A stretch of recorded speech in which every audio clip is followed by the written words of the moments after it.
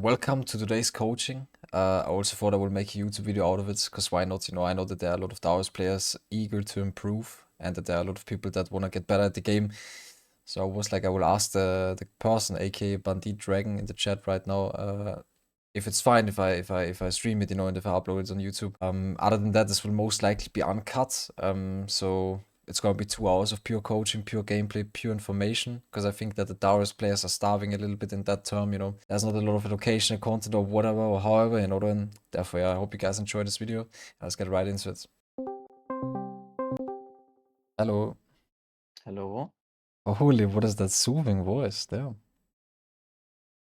Who's that guy? Damn. You too, you too. How are you doing, man? Yeah, I'm fine. And you? I'm also pretty good. Can you count to 5 real quick, if that's possible? 1, 2, 3, 4, 5.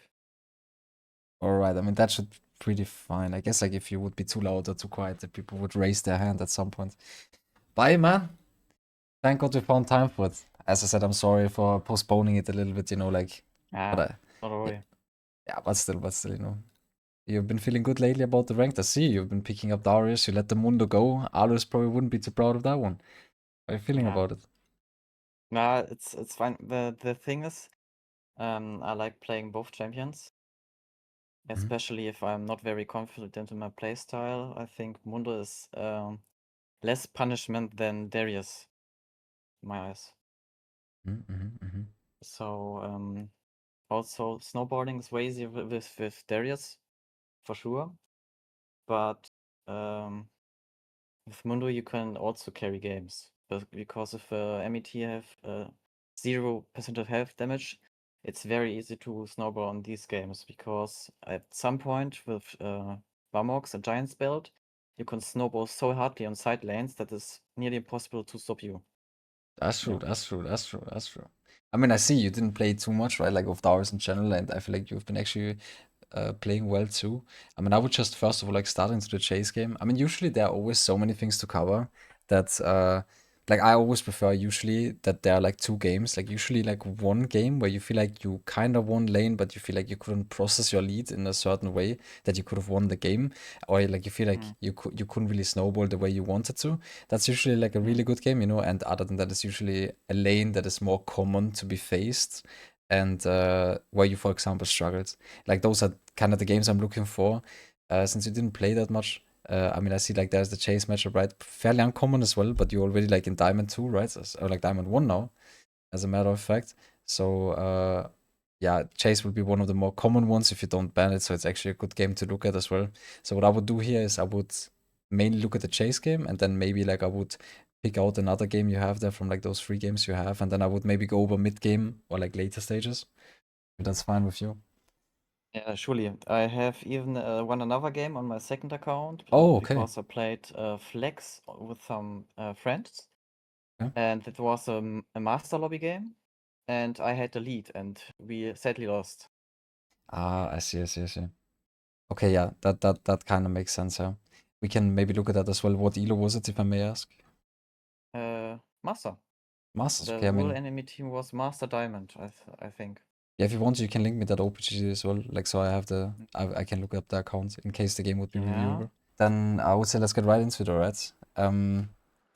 So what I always do at the start, before a game begins, is I look at both drafts and I ask myself, like, where are like the strengths and where are the weaknesses of my draft, and obviously where are the strengths and where are the weaknesses of enemy draft. Why I do that, especially in Champ Select, is that gives me an advantage in order to already see how I want to play the game, okay? That's usually, you probably like seen that already, or like as you already mentioned, when you pick the Yes. Mundo, like then you can, if the enemy team doesn't have decent DPS, all you have to do is get 2 items, right? Then you're already thinking about like, if you pick Mundo, how you're gonna snowball, how you're gonna advance your lead, this and that, right? It's kind of the same with Darius or any kind of champ in League of Legends in general. So what's really good to do is, if you, for example, blind pick Darius and you end up being in a scenario where, for example, team fighting is not a real option because let's say you just don't have a setup in terms of you don't have like setup support, setup jungle, but enemy team has decent setup or like certain things that can keep you at distance, or like champions that kind of cuck you, such as like Cillian, maybe Syra or whatever it is, that just makes your life harder to teamfight, then you could already read from the draft while you're loading into the game how you want to advance in mid and late game, in terms of like you want to kind of play more through sides. That would also then make you like play your waves differently in order to play for grubs, for example, because you would like to snowball more through side than you would like to snowball through team fighting. This and that, you know, like it just gives you like a little bit of a help. So what I always do is like I would ask you certain things like in the way of like, what do you think does your team execute really well? I think we have very good poking and very nice catch potential. Okay, and that is why. Why would you say you have good catch? Especially because of Jarvan and Airy. Mhm.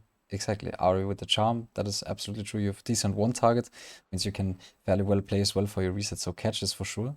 Um, then would you say, like, if you look at the draft, would you say that if you get towards certain items that you can sidle in this game? Yes. Would you not see it more as like a problem because they have Rek'Sai? Would you say like it's easy for you to sidle in this game, or would you say it's troublesome? You would need cover from Jarvan or like however? Mm, I think I would need cover because Rexa is very fast in over roaming the map because of her E especially. Exactly, yeah. It's like the same. That's like the A and O, for example, for like when you play against champions like Bard or support champions, especially as well, that can overload on side really fast. Or for example, there are jungle champions that kind of cook you up as well when you are trying to play silent, such as Evelynn, Nocturne. Those are all kind of champions. For example, maybe even a Rek'Sai because she can overload so fast. Um, where it's like a bit harder to silent, you know. But I would say that you can basically play like 2v2 on side. Like that's also something or like a way how you can play the game, or where you're kind of not better, but in a way it's still an option that you can play the game out. You know, if you guys play Yep. 2v2 side, you get on one target and then you basically just one shot the one person. So yeah, that is also sure. Would you say if you look at your draft that you scale well? It's decent, right? Like your scaling Mm, is decent. That is for sure like yes. another plus point from your draft. There's also one more kind of way how you can play team fights with the draft you have. What would you say it is, if you maybe know it perhaps? I would say it would be possible to flank. That obviously as well, yeah. But if you look at, for example, a champion like Nami, a champion like Ari, Six, Jarvan maybe as well. What do these champions kind of have a little bit in common? Mm, Or like if you think of they're Ashe and mobile. Braum, yeah, but if you think of, for example, like Ashe and Braum, what do they do really well? Or what happens when Yeah. you engage into a Ashe as Darius, for example? You're getting kited very hard. Exactly, and what is that kind of like, not playstyle, but what do you think is like that kind of team fighting called in a way? It's basically front I to don't know. back. It's all good. I just thought Ah, okay. maybe you know it. Front to back, exactly. That's usually like enemy team. In that case, like if we take both drafts into consideration, enemy team does not have like these kind of champs that just go in too hard. You know, then they kind of also like play a little bit like restrained back in a way. Maybe you have like a Rexa that goes in, but it's like they don't have those kind of melee champs that really permanently go in, and then you can play front to back. But if that ever happens, if the Rex ever commits to hard, if the Swain ever commits to hard, usually it's kind of hard for them to actually get away then, or like to not get punished, and you guys can actually like play front to back in a way because of Nami Mm, bubbles, Nami ult 6E, 6W. You guys can even play with the Charvan ult or whatever, you know. So it's pretty nice. But yeah, that's basically I think where like the strengths in your kinda kinda draft are at, you know then. mm. Let's look at enemy draft though. If you look at enemy draft, what do you think do they do well? Do you think that they scale well, for example? Yes, Okay, absolutely. absolutely. Exactly. Because of Vega scaling is kind of insane. Swain also is in my opinion, pretty decent late game. Chase also an absolute monster. I feel like everything that's upwards from 2 items, so that's for sure. Mm. Um, how do you think would they like to advance their lead? Let's say like how would you, if you put yourself into Chase's situation, how would you think would he would like to advance his lead into your guys' draft? What are his options? Mm. I think especially top lane because it is for him a better Thank matchup you for the raid, to gentlemen. get in TS lead and to chunk me down and go for platings. And Yeah, in a way, maybe if you exactly. play fast pushes, maybe you can roam mid to Malzahar because Flash Air Malzahar is pretty much always free kill. Exactly, exactly. But how would you say does like for example the Chase want to play the team fights? Like what kind of can he do Poke. before he has exactly a poke? Poke. I would say that the poke is fine. Like overall, that draft itself, it's like not that simple to poke because it's not like that they have like certain champions that actually poke. You know, like a Hawaii or whatever. You know, they at the end of the day they have like. If we really look at their long range abilities, they have like a Vega W, for example, a Swain W, and like Chase EQ and Rex IQ, which are not real like poke abilities, right? If you really think about it that way. But in a way, like Chase kind of wants to play teamfight for poke, and I think that they also can play with a cage, for example, and have decent catch potential. So I would also write down that, for example, they have decent catch potential. And yeah, I think those are like kind of like the options how enemy team really kind of wants to play. One or two more things that I would write down here is like as a fifth thing, for example, is like one target that like both drafts are kind of really looking for that one target, you know, then like we're kind of looking for a Swainy, we're looking for like, you know, like a Malza ults into like a Rex Cup, you know, whatever it is, you know, and they both of these drafts kind of like have a similar kind of like style in that term, you know. But yeah, that is kind of about that, exactly. And yeah, Kaguru, thank you for the rate. I didn't mean to like ignore you, you know, then, but gotta give full focus to the person that I'm coaching. But hey, man, I hope you had a good stream. Hope you had a good stream, bro. For the people who don't know, we're doing a live coaching right now, or like live coaching, live bot coaching. In case you wanna also like win 1 hour of coaching, you just need to type the comment. I think it was exclamation mark giveaway coaching. It's absolutely for free. At the end of the stream, all you have to do is type a certain word or emote.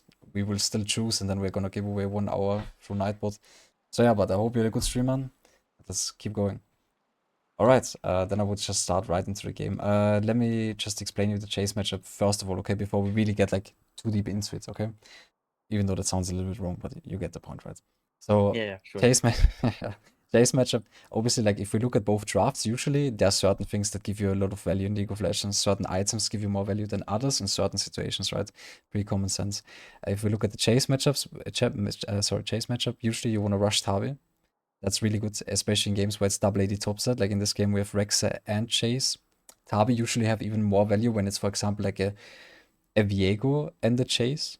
Why does it have more value? Because both of these, not both of them, but usually they're kind of more auto attack depending than others.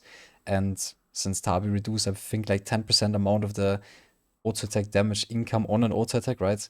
That means like every 10th auto attack, one auto attack doesn't exist if I'm not failing school, you know what I mean? So therefore, like in that kind of game, and obviously into chase, majority of the time, if they don't have Leona, if they don't have certain champions that really keep you at one spot for too long, you know, then kind of want to get mercs. If that's the case, and if not, you can still rush Tabi for your matchup. What is also important to mark about chase is that usually you don't want to open up with E. Really rarely you want to open up with E. E usage is one of the most important parts in this matchup. How you want to use your E is always depending on each situation in particular. Sometimes, like, you can open up through a bush, for example, through topside, and then you can somehow, let's say, like, he's pushing the wave and he's standing right here. You can kind of emerge behind him, but then you still, like, open up with auto, for example, auto W, and then auto, right? And then you would either EQ after, because you would, like, your goal would always be either to grab him when he's jumping onto you, so you cancel the jump, or you grab him when he, like, I think it's his E, I'm not sure, but the ability where he throws you away, that you kind of, like, Yes. grab him with you. It's E. Exactly, the E. That's like usually the way how you want to use your E in that matchup. Chase also one of these matchups where you need to play a lot around bushes and you want to like start the trade always with auto W. You really only want to E him usually at times if you can pull off a trade where you proc Stormbear Surge before he does, or if your jungler obviously like ambushes him, you know, and then he can like follow up with a EQ on your E. But yeah, that's fairly plain and simple. Itemization wise, you have two options how to play this matchup. You can either play Conqueror Nimbus Cloak Celerity, that is a more aggressive approach, and that is also like not only depending on enemy draft, but if you're confident playing Conqueror Nimbus Cloak Celerity, it's probably the best way how to play Conqueror here. You have obviously a second option with either Overgrowth and Second Wind with Conqueror as well, depending on, you know, whatever you prefer. If enemy team has DPS, if they have champions that can build like percentage HP damage, you know, or however. But you also have another option, which would, for example, be Stormbear's Surge, and then you can either bind it up with like Second Wind and Overgrowth, or Second Wind and Flinching, or if you're really confident, you can obviously go Stormbear's Surge, Triumph, combined with either last stand, cut down, or whatever you like, that doesn't really matter too much. Obviously, there's still one more option as well with Hex Flash, but Hex Flash is like more of like a fun rune than it is an actual rune that wins you a game, because it's fairly inconsistent against better players. You're playing in Diamond 1, Master MMR, the players get better and better. You want to usually only play setups that work into like players consistently. Like you could play Hex Flash and you could kill a Platinum top laner, a Platinum chase player 10 times in a row. And let's say you climb at some point to Diamond, and then in Diamond you would still try to play Hex Flash, but then since you don't have second wind or the Triumph value or whatever, Triumph value isn't even there, but in my opinion, like second wind is more there. Then against a more consistent chase, or like a chase player that actually knows the matchup, knows his trading patterns, this and that, you might start slacking and then lose the matchup. Therefore, it's really important to already adjust in a way that works against every chase player instead of the ones that are not as good, if that makes sense. But yeah, those are the options. This game you went for. Wait, let me recheck that just to make sure, not that I'm saying any fake info. This game, for example, you obviously went for Storm Resurgence with Cloak, Celerity, Gathering Storm, Second Wind, and Unflinching, which is totally fine considering the fact that it's Rek'Sai top. They have a fair amount of CC for Unflinching to actually have value on. Also, if you grab Chase while it's jumping on you or either like throwing you away, you also get like Unflinching proc, right? So that is a decent choice. Thinking about Overgrowth though, if you look at this game, enemy team doesn't have too much percentage HP damage. Where the real percentage HP damage actually lays in that game, in my opinion, is Lionris or like a double torch, like Lionris and like the Black Fire Torch, like double pen on Malzahar. So it's fine to not go Overgrowth. Considering your draft though, is what I always like to do is, even if enemy team has certain amount of like percentage HP damage, what I like to do is I'm looking at my draft. I'm like, okay, I have an army, I have a 6, I have an Arya and a Jarvan. I have no guarantee that Jarvan is gonna play the Sunlit Sky or HB build, so I can also like make sure that I just play Overgrowth, get that to 300 more HP value in or whatever it is. I think it's 150 to 300, I'm not too sure. And then that will also help you to then be more of like not a singular frontliner, because you have another champion that opens up for you. But you know how it is in solo queue sometimes. Let's say the Jarvan thinks he's funny, he goes Profane Hydra, and he did. Yeah, he did. Okay, yeah, like I say, he goes Profane Hydra, and he goes like the ult damage item, an Arcanist thingy, Axiom, and then you're a singular frontliner, and yeah, the more HP, Was not fun. Yeah, that can be hard sometimes. But yeah, that's kind of about that, I would say. So we covered the major things up. Any questions towards that in terms of Conqueror, in terms of That's fine. anything? That's fine. Okay, perfect. You see my screen as well and everything? Yes. Okay, perfect. Let me get the Darius in here. Then let me pull up the scoreboard completely. We also need objective timers. This is really important. I surely entered. What did you say? I surely entered. I think around level 6 or 7. That's totally fine. That's what we're here for. And also, what's really important in this meta, as you know, like in top lane, what I like to do is, this game they have Swain, but you're actually like in that decent MMR. Like you're already almost in Masters, and Yes. enemy support, you see it probably like on my stream or like other top laner streams, that enemy support is just walking top, right? Like they're just walking top level 1 and they're flipping everything they can. What I would do is also ask yourself, do I win level 1? Do I not win level 1? Put yourself into all of these scenarios. In general, what I would do is I would walk back in time a little bit, and if I was you, I would make sure that if I don't know if enemy support is going to be funny or not, I would directly walk to lane, because every second matters, and then I would immediately place a ward right there as fast as I can. So I either see them walking in, or they don't, and I know that they are not there. Also in matchups like Chase, you don't want to trade level 1. Why do you not want to trade level 1 is also pretty simple. It's simply because like, even like right now, if you're looking at the map, League of Legends is a game where I always name it the term over-aggression is a really important factor. It as Darius sometimes, when someone trades you aggressively when they shouldn't, you're also matching that aggression because you know that you're either winning the trade or like you might get prio or whatever. But sometimes if you match an enemy's laner aggression while your jungler is not pathing topside, while he's actively pathing away from you, what eventually ends up happening usually is that you're being put at a kind of disadvantage. Because if you don't get the Raptor wards, which you don't get so often in Masters, like in lower tier Master, what ends up happening is that you don't really have info on enemy jungler. What will then cause you to match Chase's aggression, and you might get caught because, or like not caught, you might actually get caught up in the crossfire because of it, you know what I mean? And what ends up happening then at the end of the day is that you're going for something you shouldn't go for. Doesn't mean that you should never play aggressive when your jungler is pathing away from you, but in these kind of games, when they have when they don't have like a full clear jungler, then it's really important to understand, okay, enemy jungler could kind of cross map me. Cross map me, sorry. Free camp me, sorry. It's already a bit late for me, you know. Therefore, if I get a few words mixed up, you know, I'm sorry, you know. But That's fine. because that's exactly what can happen. The Jarvan will not be so likely to actually like free camp top, you know what I mean? But in my opinion, obviously both of them could, but I feel like it's more rarely to happen on your side. I feel like I don't know why, but it's just like kind of Darius thing. And I also think that Rex has better access because like Jarvan would need to actually either actively walk over a ward until he can then EQ. Rexa can kind of like also play around vision really well. So I think it's more common for Rexa to actually punish you here. So in that moment, what I would do is like I would obviously level 1 ward, then I would get into this bush. And what I would do is I would wait until all of these minions drop low. Because if I know my jungler is trying to path towards bot side, and even if I would force him to free camp, it would be not beneficial for him. Do it to Rexa maybe getting a full clear off. And even if you would kill the chase with a free camp gank, for example, it would still not be that good proactively for the game. It would not be that bad for you or like whoever gets the kill or however. It would be not so good for the chase.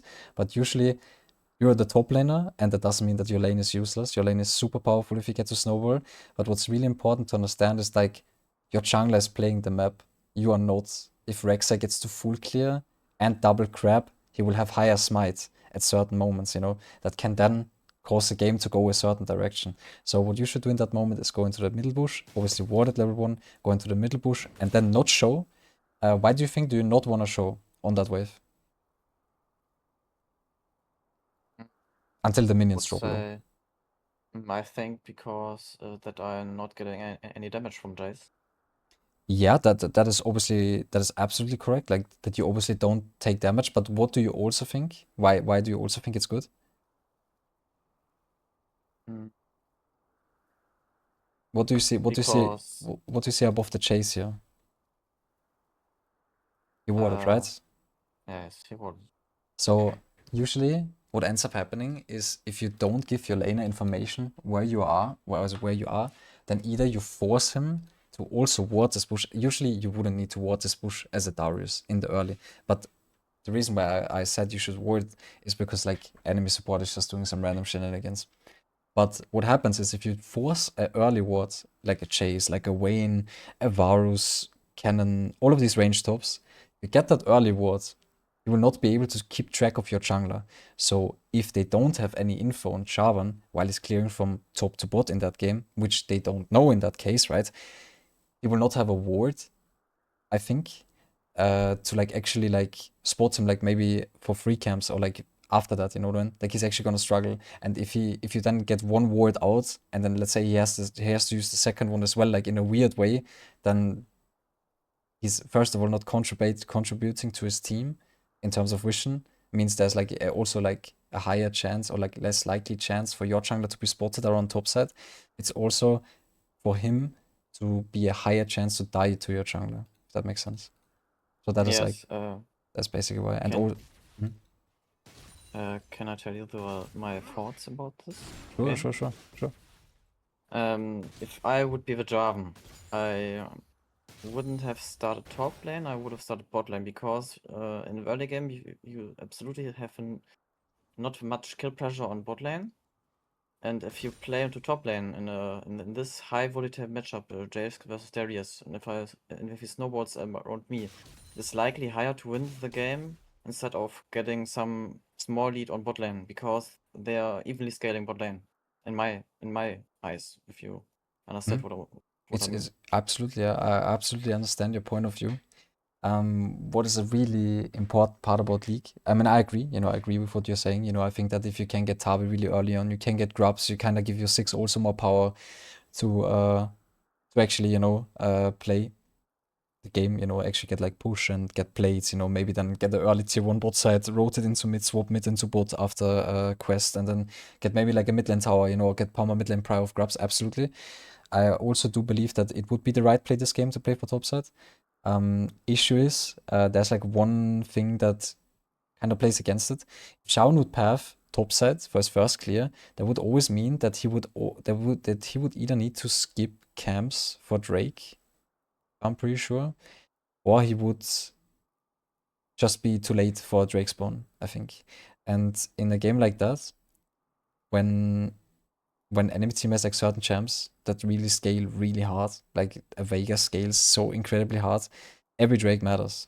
And I think a lot of junglers pressure themselves into the thinking that they have to make sure that they are not losing a single Drake due to that factor, because every Drake individually is 5 minutes of scaling. Because like obviously, you know, 5 minutes until every Drake spawns, and on top of that you need to get 4 to obviously get a soul. And I think that that's just a standard thinking of Jarvan and or like a jungler in general. And I also do believe that people are like, oh, I have Darius into chase.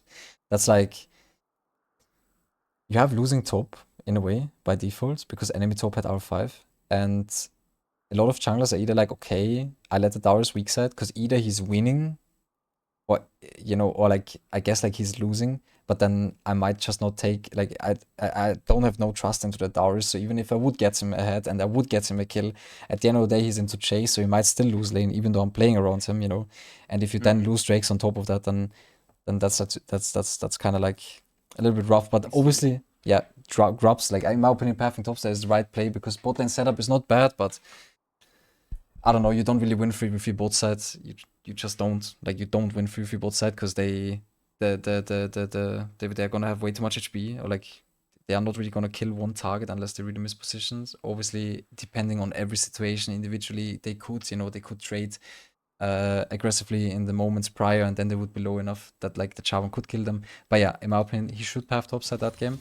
But a lot of junglers have that thinking, you know. I just full clear into both sides, play Drakes, you know. But for example, if you go back in time just a tiny bit, and one more thing about that with the Jarvan, what's really important as well, because I don't know you that personally, that I don't know how much it affects you in a game, that you see that your jungler is pathing both side. What's really important is that you always need to adjust, and you always need to make sure that if your jungler is making a proactive decision to path towards both side, then that is how it is, you know. Then that's just how it is, you know. You just gotta accept that, and you gotta make sure that you play around it as well as you can. Means Weak you're side. you're kind of trying to play your weak side as good as possible, and overall, your goal should always be in a matchup like Chase or an unfavored matchup where enemy team invested into their draft so they can pick a R5 top laner, that you need to understand that there was somebody that also blinded. So usually you should have an advantage at some lane as well on top of that. So your goal is to just go even at best and never really try to drag your trades to a certain extent that you are being in an unfavorable position. Do it to like you being weak side and you're not being too sure if Rek'Sai could, like, you know, fuck you up a little bit. What's really important as well is if you go back in time, as I said, you know, why you want to play the level 1 like that is because you're taking a lot of like damage unnecessarily. As you can see, like, even if it's just that auto attack, and then you walk again out of the bush and you take another auto attack damage, and he's like really safe. Like, he can be like, yo, I see the Darius, I know how I need to position myself. Now he gains prior about that bush, which is really important in my opinion on Darius, is that you don't give up a bush, as stupid as that sounds, without a fight. Like, not in terms of like you fight them in a 1v1 and you throw your Q and you auto attack. In terms of like, he had to use his ward here, and okay, this is not your bush anymore, then you want to see a ward of him here at least. Otherwise, you stay in there, you walk out, you one-shot the minions when they're low with Q, and you walk back in it. You want to be like, if you want to see me in that bush and you want to gain that prior, you gotta ward that bush, you know what I mean? And usually they will, and that will be already good, you know? And then can be like, okay, you know, that's fine. Then he probably auto-attacks you once or twice. His minions are your minions are focusing him. His minions are still focusing your minions. Your wave will automatically slow push back. You just walk back into this bush, and then you walk maybe up again for the other minions, you know, and you're not gonna lose so much HP. And he has to like kind of like really earn the bush, if that makes sense, you know. Because now as well, Yes. you're once again just like showing yourself means he can even walk into that bush now, or like if he really wanted to, you know, like he can do kind of like whatever he wants to. He will obviously not walk into that bush, but what I'm trying to say is that is then if that's not your bush, then this is your bush. Because Push control. exactly, it's just really important for you that you're really always in XP range and that you don't show yourself, because then the lane is gonna be really easy for him to play, because either he can auto attack you or he just knows, most importantly, how he needs to position himself to either last it and get damage onto you, or one of the following, and that's not really something you want. Because you kind of like also when they don't see the Darius, that's usually like when they're like when Darius is a bit more unpredictable, even though he's fairly predictable, and that's usually where you gain the advantage as a Darius player. That's still fine, you know. You're still not. What's really good and what is a plus point. I'm a person, you know. I always like to talk about the plus points as well, or like the good points, is that you are not actively taking damage while you're not even hovering the bush. That is kind of like something I've not really seen before. Usually, it's always the one or the other, you know, that people just take a hard trade and then the wave crashes and then they're stuck on the tower and then on the slow push. But yeah, that's fine. As you can see, he even took a turret shot. He's kinda trying to bully you. Let me just go back in time a little bit here. That's like fine. Also, what's really important is if he's positioning himself even here, you kinda like you don't wanna like stand here after you lasted that one. Or even the one before, I mean, you know, the one before that crashed. Let me show it again. So if you want to Q and auto, you immediately want to like not stand here anymore, because that obviously makes you more vulnerable. You have almost no space to dodge. You want to immediately walk like this. You could even walk and like backstep one more time while you walk like this, because you have no hurry. And then like that, you also make sure that he can't hit you. And then it's really important to be like here. For me, it's really important to be like here, because then he will obviously like either position himself here or he will keep staying here and poking you. And then it's way easier to get an all in onto him, because you're kind of more likely to walk in a straight line if you're like from here. Sounds stupid, but that's still like a little bit of distance that you travel. If you have to walk like this, I feel like you have to walk like that. You know, if that makes sense, if you want to grab him with E. Yes. And yeah, The that's kind of. space. It's a boss of base, no? Yeah, it's just a little bit, you know, and that already matters so much to really get that E off or not. Because you could have avoided that EQ. I mean, he's taking turret damage, so it doesn't really matter. Sometimes I tried to even get an E off him, but he respected, so Yeah, that's I fine, that's just fine. yes. Exactly. Now your wave is slow pushing, which is really good. Why do you think is like, why the funk, why the thing, I can't even talk anymore, I'm so tired. Why do you think, are you really safe on that slow push right now? What do you gain? Because now I get push, because the other wave is coming. It's Exactly. way faster here than his, and then I get control of over lane, and I can go for a crash and go for a safe base. Exactly. Because if he trades into this big wave from me, he gets truly a very bad trade, and maybe he's stuck because E- he don't have DP and ignite.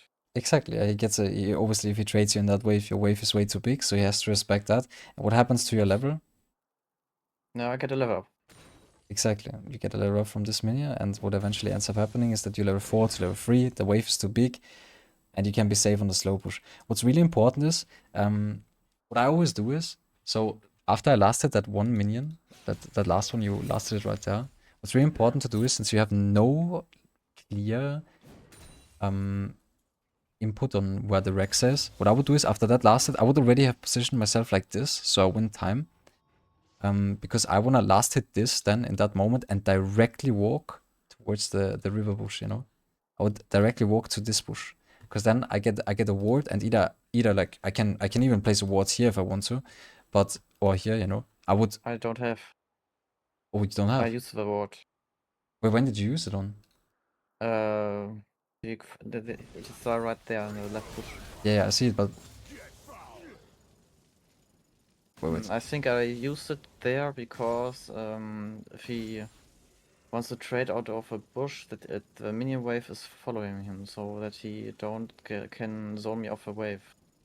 Because I wanted to give him pride there, because normally the Jaces there, they node base me so that I don't take a lot of damage for free. That was my intention there.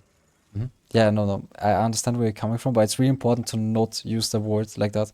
I sometimes use it like that. If, for example, it's like level 7, level 8, level 9, do it to the factor of enemy soup, enemy mid, enemy jungle, usually enemy jungle, lane ganking me, on a slow push.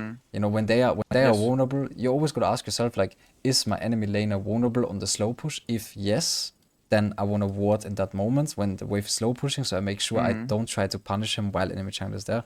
If he's not vulnerable, I mean then you can't, then you're not even trying to kill him, in that moment. But that ward kind of like fucks you over in the longer term, because if we just go back fast forward, like, and the wave crashes again, and then Darius shorts, and the wave crashes again. Fast forward, fast forward, fast forward. Now you just can't go for the ward. And even though it's just like, it seems like such a small, tiny mistake, but that can literally lose you the lane. Because if you look at both junglers right now, they're both full cleared, right? I mean, obviously Rek'Sai had like a slow clear. I don't even know why she's so slow.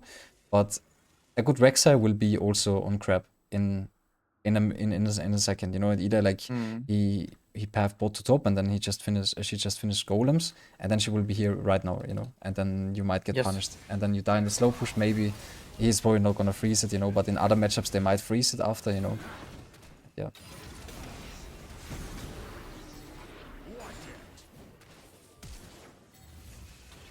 That's a good attempt. Let me rewatch that. But yeah, that's basically why, really cruel to use the word properly. See, like, once again, we go back in time again and we go into your champ. You can, if you play next wave, and even if you went for the ward, you want to once again play here. You want to once again walk out, walk in. Obviously, you're not looking. I mean, in that specific scenario, I would kind of like also hard shove, but I would hard shove in a way that I bait the ability out before. And by walking to the bush, you can do that. Now, in that specific scenario, it's whatever how you do it, to be honest, because it's always wrong because of the way how you use the vision and you have no info on Rek'Sai. But what I would do is, like, if we look at the outcome of this, is since you're not actively trying to like hover and like click like this in the bush, out the bush, in the bush, out the bush, or just up and down, like in that term, he can just poke you for free, maybe get a quick goal in. If he just plays it better, he shock blasts you, and then he auto attacks you maybe like 2 or 3 more times, and he jumps onto you and throws you away, and and the trade will be even more cruel. And by you're also exposing yourself. If you walk up like this, you're exposing yourself. Your game plan is pretty clear, and the moment he sees your Q, he will obviously like reaction time wise EQ, and that's something you don't want to do. And you can also always impair movement. And that's what I would always do on Darius as well. I think 2 years ago or 3 years ago, they buffed Darius model in a way that they made him more slim. And what's really important is when you Q, that you impair movement. It's just like such a small thing, but it's really important to get a grasp onto for like later games against better players, or however, if you're looking to improve. Is that when you Q forward, you do like a little step to the left, maybe, that makes you dodge something like that already. And that can sometimes be so cruel that he doesn't get his Storm Raiders proc, or however, Yes. He gets it fairly late, but that's fine, Because my prime intention was just to crash the wave and go for a quick base.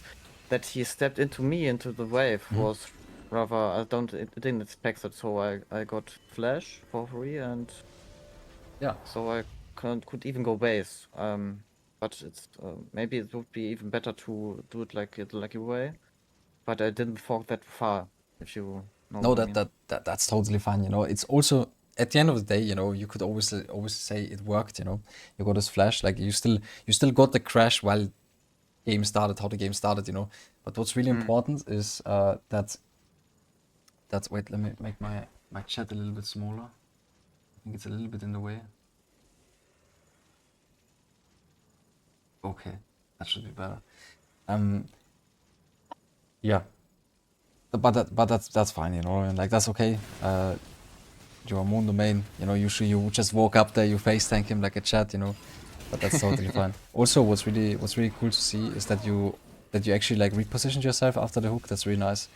But what's really important as well is that Yeah, like something that's like something that I would really recommend you to do when you play Darius is, or overall on any kind of champ where you get like a crash like that, is you walk Welcome to the down XYZ Nation, my like dear that friend.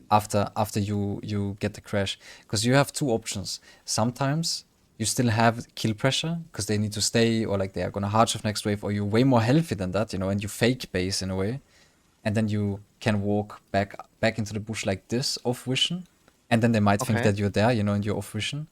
And you also want to do it like that if you want to base, because for me it's like, okay, the chase will clear the wave. Sometimes the wave is a little bit less, like it's not that many minions, or sometimes it's a champion that just has an ability that he can just throw into the bush and he just walks up, you know, like that, and then you get cancelled. It's basically so you don't take a greedy base timer, because what's really important as well is if we look at his vision,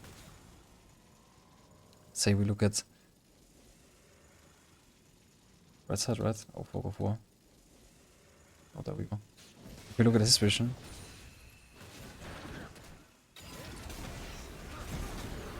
like he exhausts you, fine.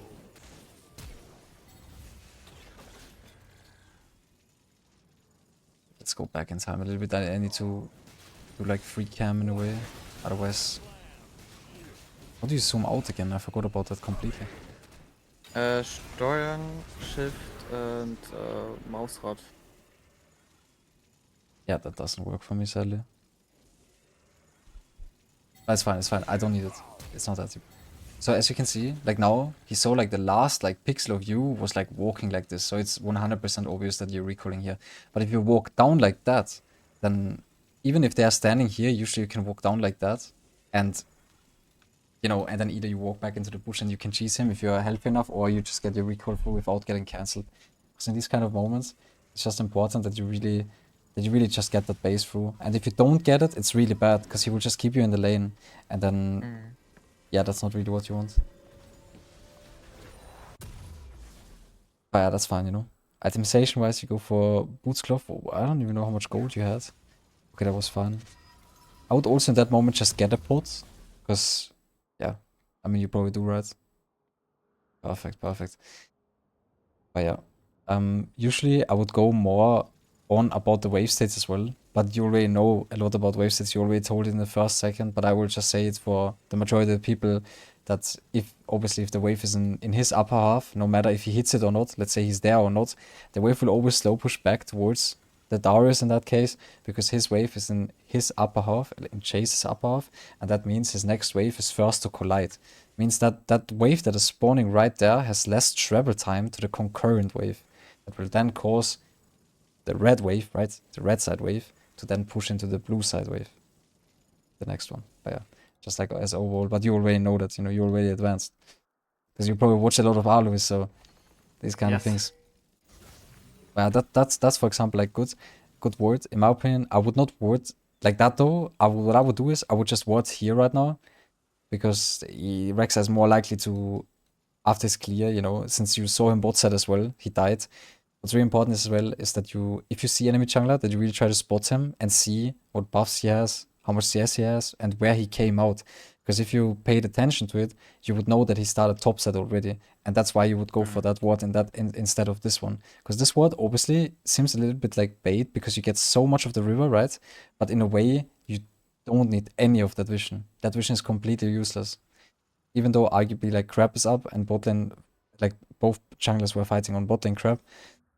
But the only way how enemy jungler should gank you from that scenario is usually from here. In that case. I mean, obviously he could still go for Scuttle. But yeah. To zoom out, it is Steuerung, Shift, Y und dann scrollen. Steuerung, Shift, Y, scroll. I see, bro. Okay, that's more like it, bro. That's more needed. Perfect. But yeah, now your wave is slow pushing, you know, usually Rek'Sai, technically speaking, Chase is in a bit of a pressure situation right now, because you took a really good base. In that game, that base basically wins you the game. Due to enemy top laner not having TP, that was a factor I didn't consider. He didn't play TP, so he was kind of forced to stay, because his next wave automatically slow pushes. And because you played the wave proper, it didn't even matter what you did in the early game, like too much, you know, like no matter if it was the ward or like playing in the bush. It's just simply because you played the wave good, he's kind of forced to play right now. Now though, we come back to the situation that I talked previously earlier. Either you use a ward like this, or you actually lane ward. Right now, you saw Rek'Sai, but Rek'Sai completely flipped the game. We would go back a little bit in time. Rek'Sai died, his topside camps were about to spawn again, but she, not allowed to misgender Rek'Sai, otherwise people will get angry with me. She decided to walk bot side instantly, you know, while she doesn't have camps topside. That's something a good jungler doesn't do.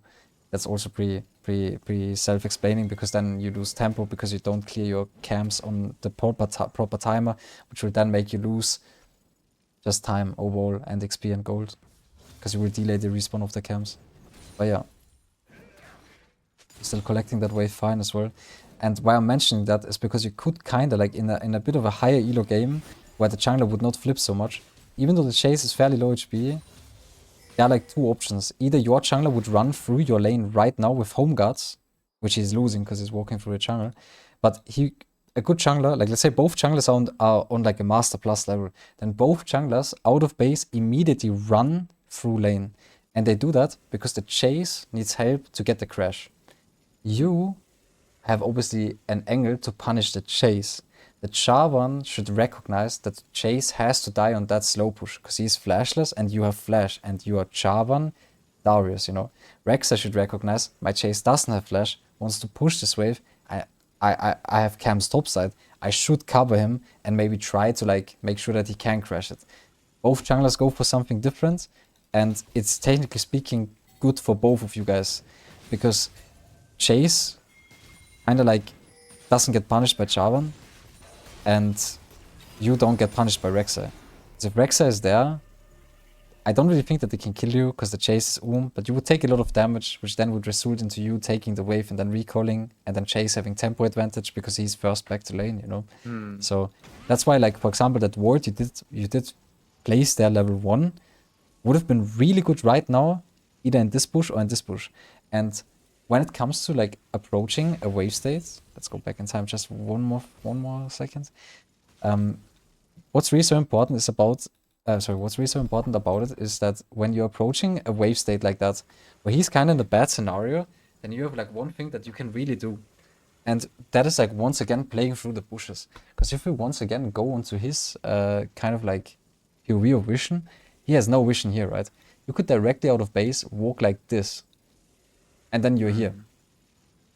He has no idea you're there.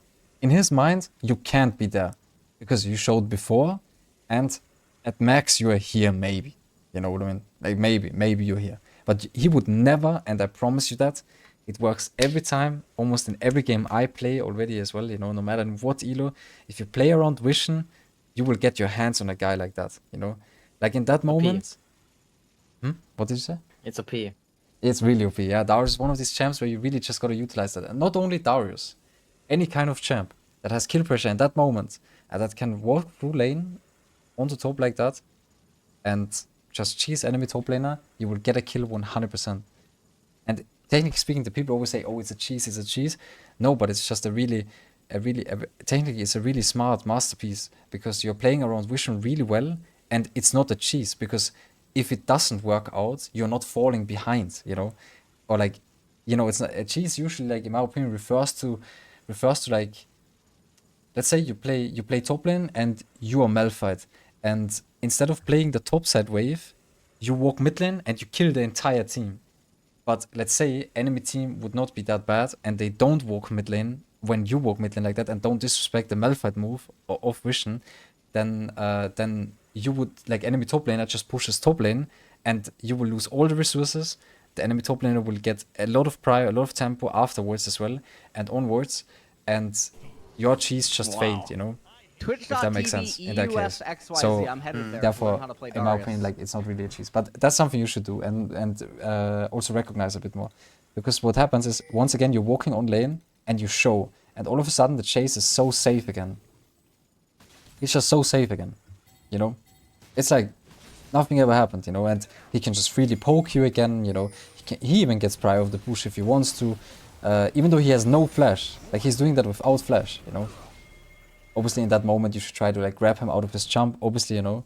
But in that moment as well, as mentioned, you shouldn't even know where the Rek'Sai is besides top lane, you know. So you shouldn't even force that. unless you could play through the bush, you know, because then you can get, for example, an upper hand, or like you can just approach him before the Rexer could even react, and you would always trade like 1-for-0 in that scenario. Now if we look at that wave state, let's look at your gold. You have 400, right? So there's nothing really for you to buy. It's really important is that your Charmin is top side is playing crap right now. You're once again like not too far off from level 6, and if you slow push this into the next one, I don't think you will quite have level 6 yet. Maybe it's enough, but I don't think so. I think you are missing like 1 minion.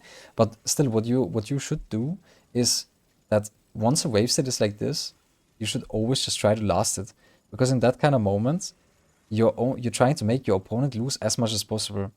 What ends up happening in that case, if you hard shove, is that you would get a base. But since you don't have enough money for Tabi, and I mean, you could technically roam mid on it, you know, but your jungler has grown up wolves and raptors, and they're respawning in the same like thingy, you know, they're respawning like Gromp, wolves, and raptors. He should also not look for too much.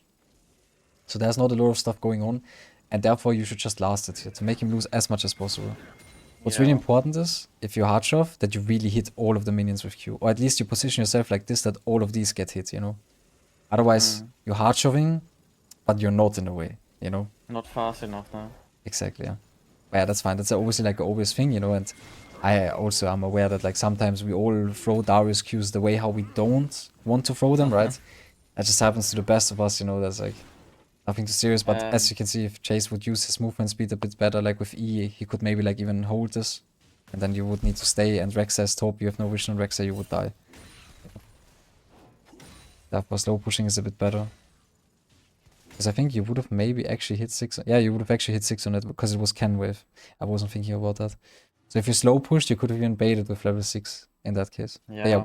What did you want to say? I think that was my first mistake there, because I went base, and like you said, I didn't have enough gold for Tarvis, and now I was a bit not the best base there.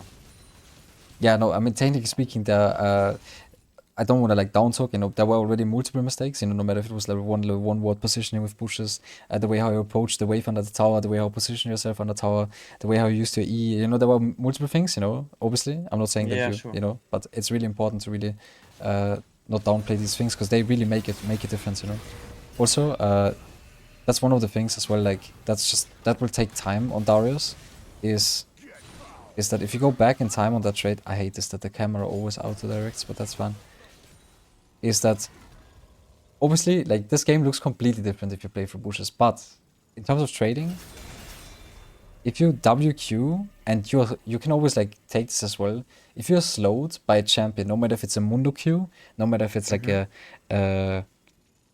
Leona ult like Edge, or no matter if it's a Lee Sin E or whatever, if you WQ the enemy, usually almost any kind of slow, even if it's a Akali Q, is enough to then make you not be able to travel enough distance with your slowed movements that your Q can hit.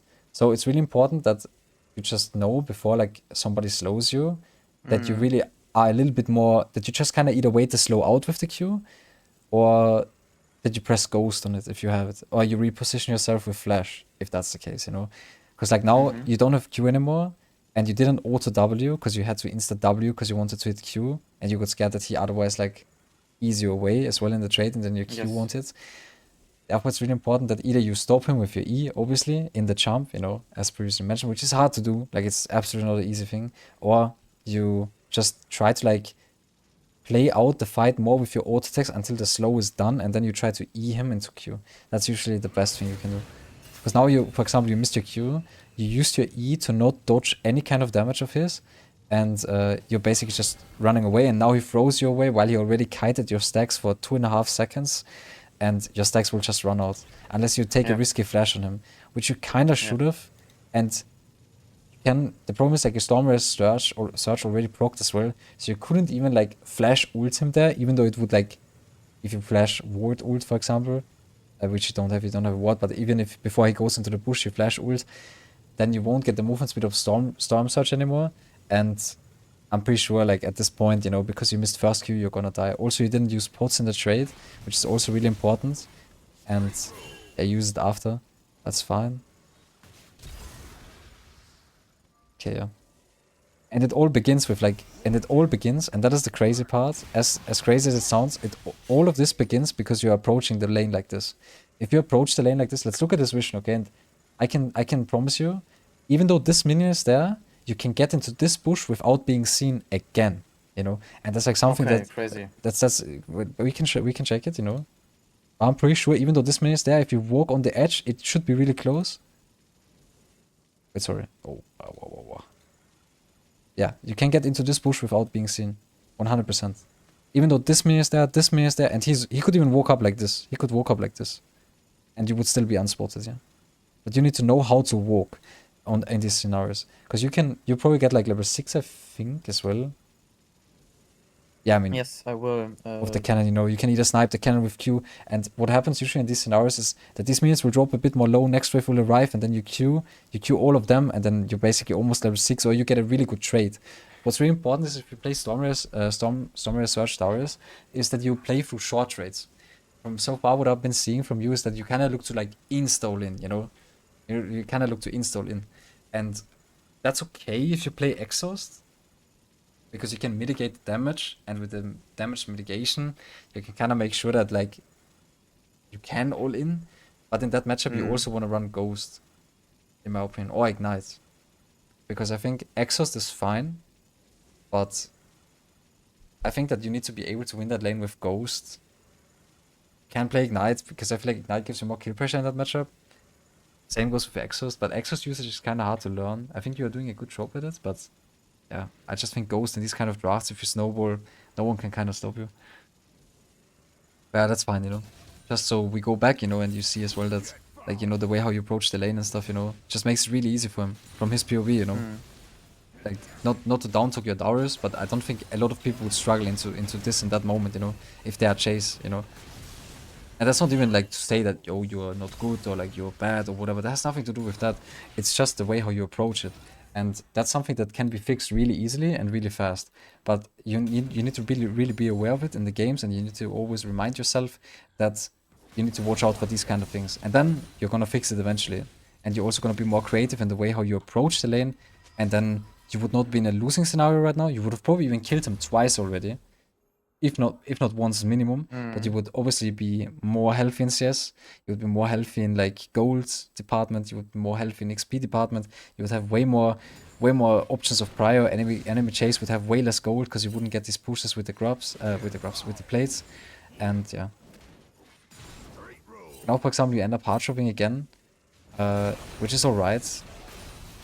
But the problem is it will always kind of like force you into these scenarios. What's really important as well is if things don't go your way and you feel like you're being pushed out of the lane, what's really important is to keep a really consistent emotional pattern.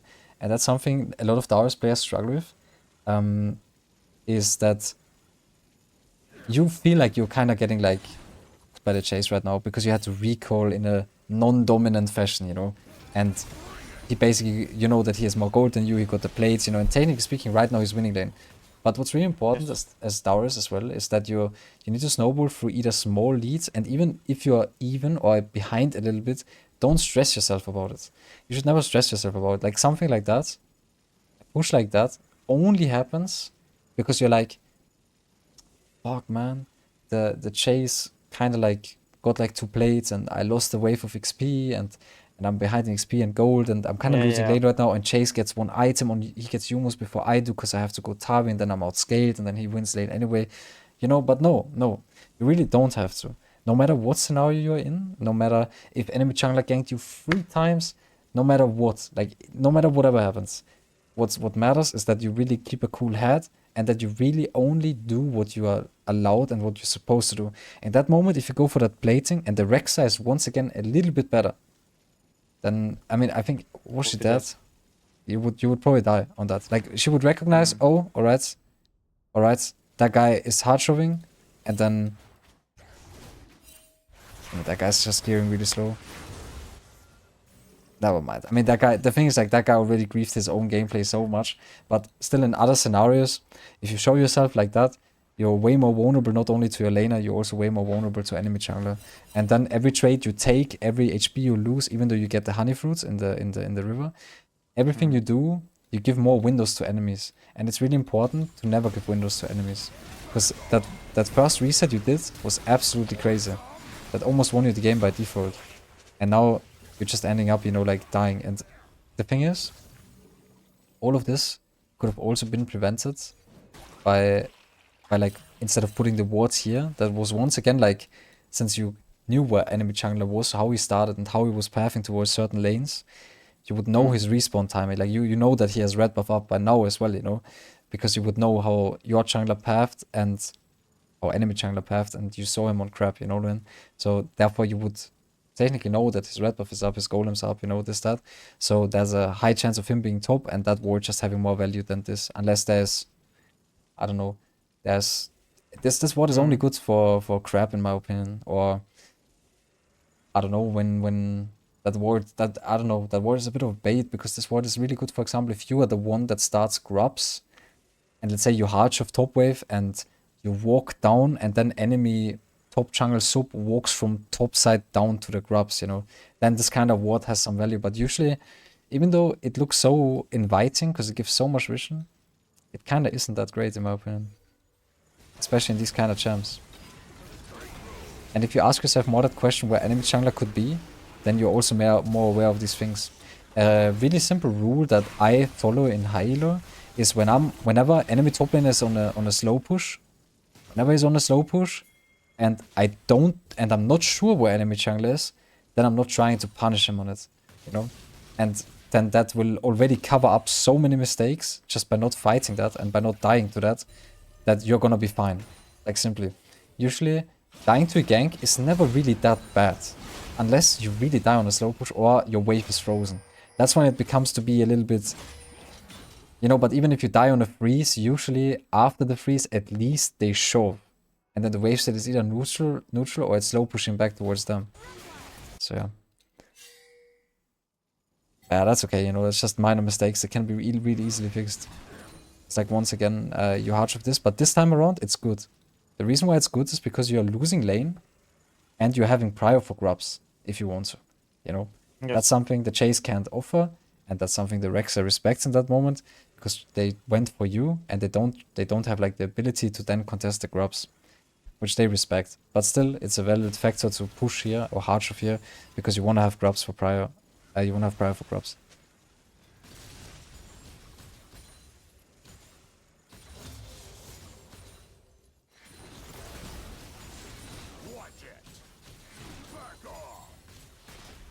From here, it's just chase lane, you know? Yes. That's just sadly from here, you just try to recover. But also, like, Farm once up. again, just, yeah, exactly, farm up. But once again, just more of this. Use the bushes, yes. Because once again, like, you're on a timer if you play like this. Because at some point, he's gonna hit the EQ. Maybe he's gonna hit 2 in a row. Maybe he's gonna get 3 auto attacks onto you with that W or whatever it is in ranged form.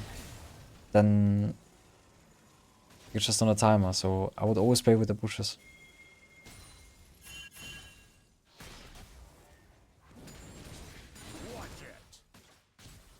What was crazy too that we had Fear Zero Ari, but I don't know, somehow she couldn't get any pressure on the map. Yeah, what's... Besides me. Yeah, in the I mean, Auri just struggles this game a little bit because their bot lane isn't really killable. I mean, Chaban didn't seem to be on the same side as she was, and Auri Chaban is usually like via Auri in a way. Like, you're kind of just playing mid jungle. Malza is not unkillable, but Auri kind of relies on Chaban to punish Malza off flash timer. Also because you're in a counter matchup, she doesn't have a lot of play potential on top side. Because you will always be low HP and you will never really have prio on chase. The topside play potential is kind of like not there as well. And bot side is kind of like up to bot lane as well, as it is with everything. But yeah, it's not that easy, you know.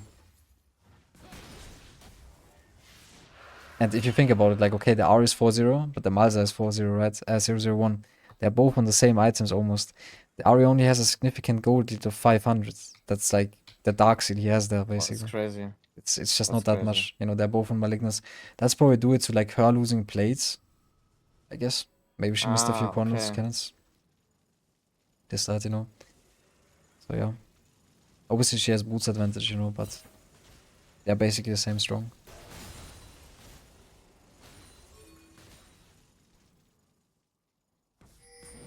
I mean, from here you're just bleeding out slowly. And that's why it's like so cruel in the early game to really make sure that those things go correct, so you don't end up in these kind of situations. But Yes. you can be by default, like let's say by default, usually if I play in high elo against a really good chase, by default I drop 20 to 30 CS, maybe like 1 or 2 plates. That's usually That's normal. how it goes, you know. But in your kind of elo, you can go ahead in CS. You can still do a lot of things, you know, because they are not. It's not like they are not that great, you know.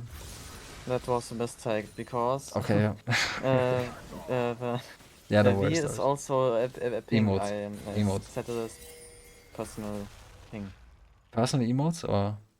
No, on V it is missing Oh, missing thing. Okay, I mean that's just unlucky. or help. Yeah. Yeah, I mean that's just unlucky. Like, you know, it happens. It happened to me as well before. With Hex Flash, sometimes I flashed. It's whatever, you know. Yeah. It's totally fine. But even in this game, I didn't up because I also thought it's still winnable because we had a strong Ari and our bot were even fine. So if I don't give Jace more kills or I don't let him roam on the map, it is okay. Even if I'm losing because he can't get his lead on the map. That was my thought process then from this point. But yeah, it's right to not get to this point of in the losing position. Exactly, yeah, but sometimes you gotta improvise, you know. Sometimes when you're losing lane, Yeah. you gotta improvise. So that's fine. But once again, you know, all of these things, like I don't wanna always like go on that one problem, you know, but it's just really important to be aware of it. Like once again you didn't approach the lane through the Yeah. bush, you know, and it's just a huge trade, This and is now he gets the it's full the tower, you know. case. Sure. Because I think with Exhaust and Flash, you know, still like if you get into that position and the chase, let's say the chase has Yumo's advantage and swiftness, and you are in this position that you can start off the trade with a Q and the auto attack or auto attack W and then auto attack EQ, like you're gonna be full stacked after the auto, after the Q, and you still have Exhaust.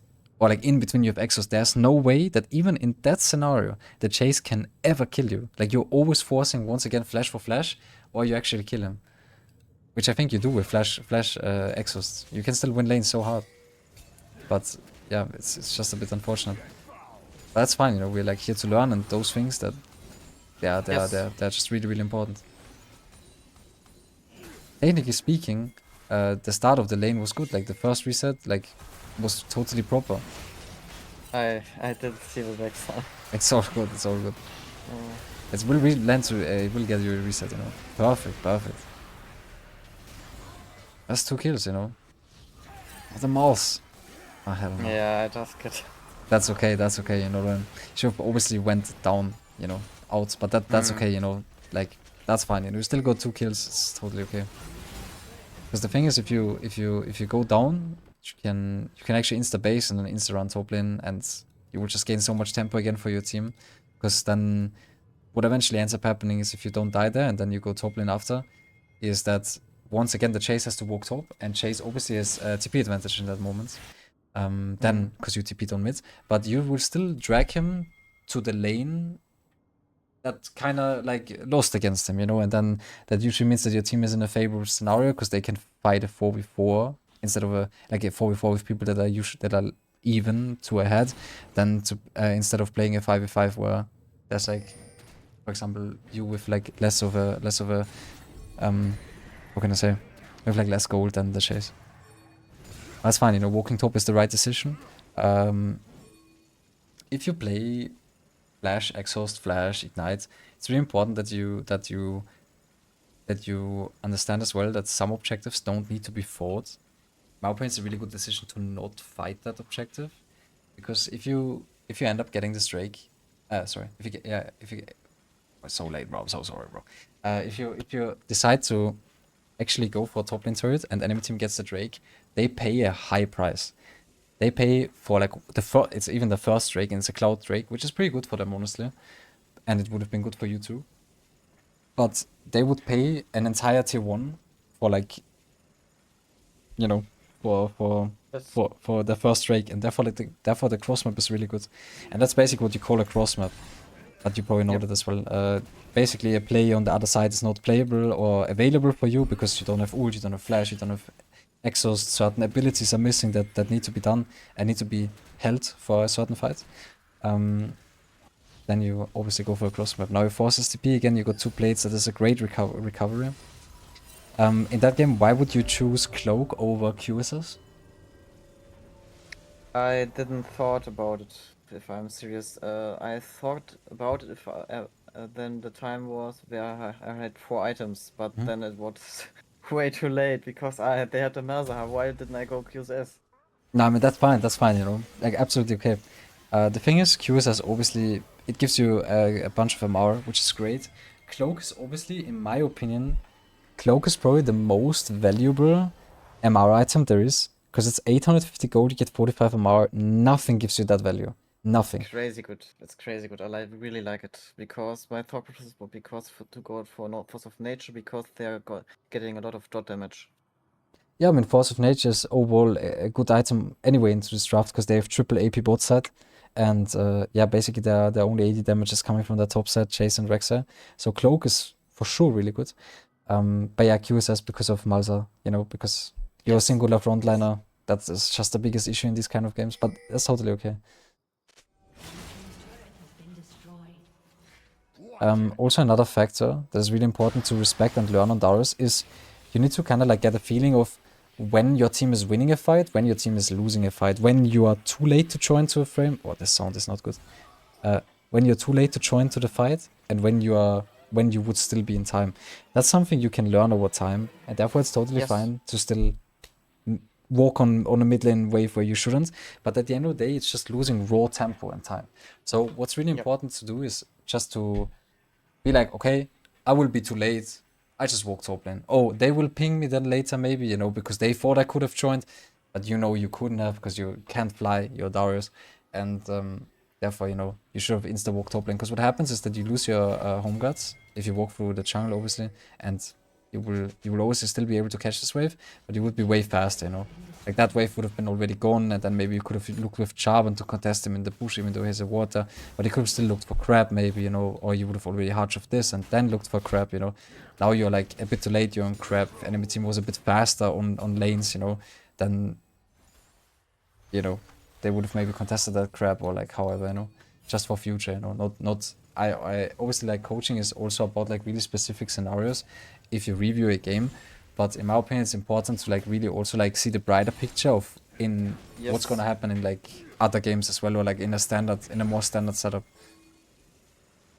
Changing the thought process. Yeah, that as well in a way, you know.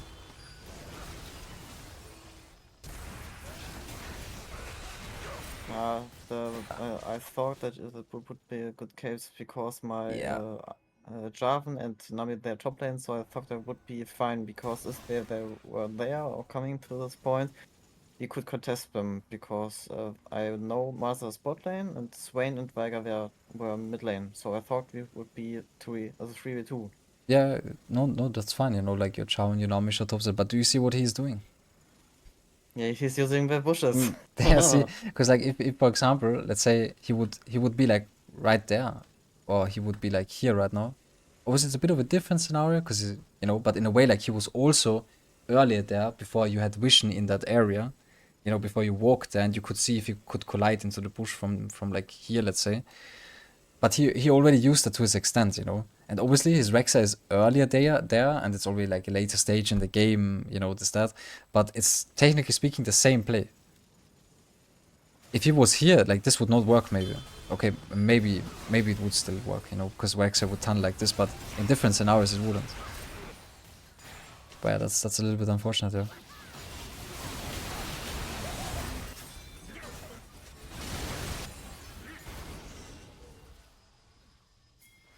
That is totally okay. Sometimes it's just the small things. The most important part is that you already know how to play the waves, because that's something usually. I remember I had one coaching where I was only 2 hours talking about one wave state, basically, which was always repeating, you know, and obviously some waves you shouldn't have hard shoved, some waves you should have slow pushed with auto attacks only, you know, this, that, you know, there were like a few things, you know, but I know that you're aware of these kind of things, so it's not like that deep of a thing. It's still okay. You should still try to like always still be a bit more active on the map. Obviously you just try to farm your force of nature. But from here it's just important that you are more likely only playing side lane. No matter if you get a Malza on your lane, a Veiga or a Chase. Like teamfights in that game, teamfights are only winnable if your Ahri is like playing it really well. And if you have to play with a factor like that, you want to go for something that's more consistent.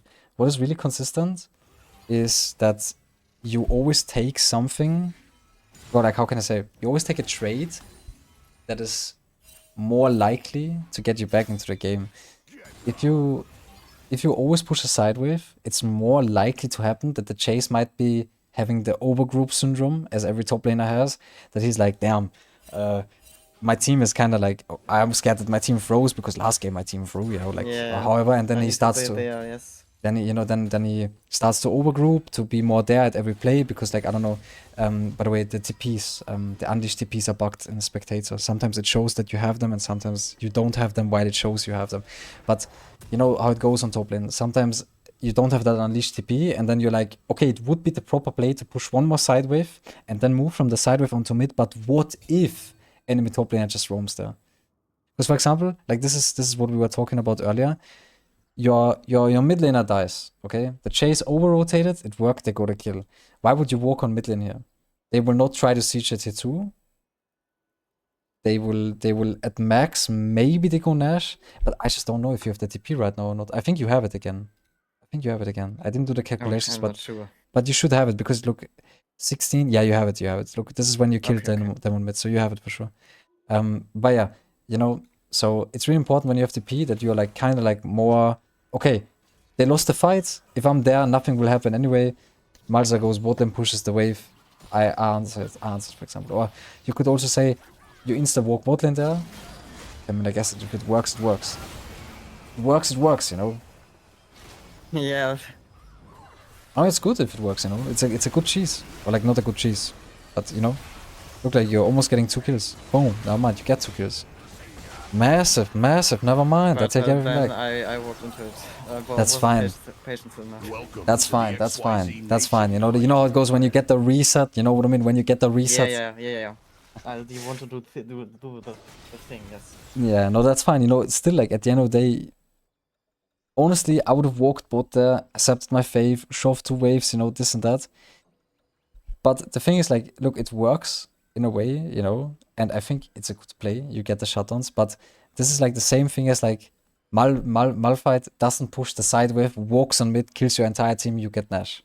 Type vibe, you know. Then obviously you are in a scenario where you kind of need to cheese and you kind of need to flip, you know. But yeah, I still think that in the longer run, you should still look for like pushing the side wave. But I mean, it worked, you know, like it was great. I'm not here to like say it wasn't a good play when it actually like was, you know. Twitch.tv EUSXYZ. I'm headed there to learn how to But play still fine, you know. That was a good attempt. Mechanically, it was nicely done. Clear 1 or 2 flaws with the E or whatever with the Q it was. I'm not so sure, but still, you know, you killed them. That was kind of freaky. Since you have TP and next objective is Nash, you obviously want to go bot. That's something you utilize as well, because you have TP. But yeah, what did you want to say?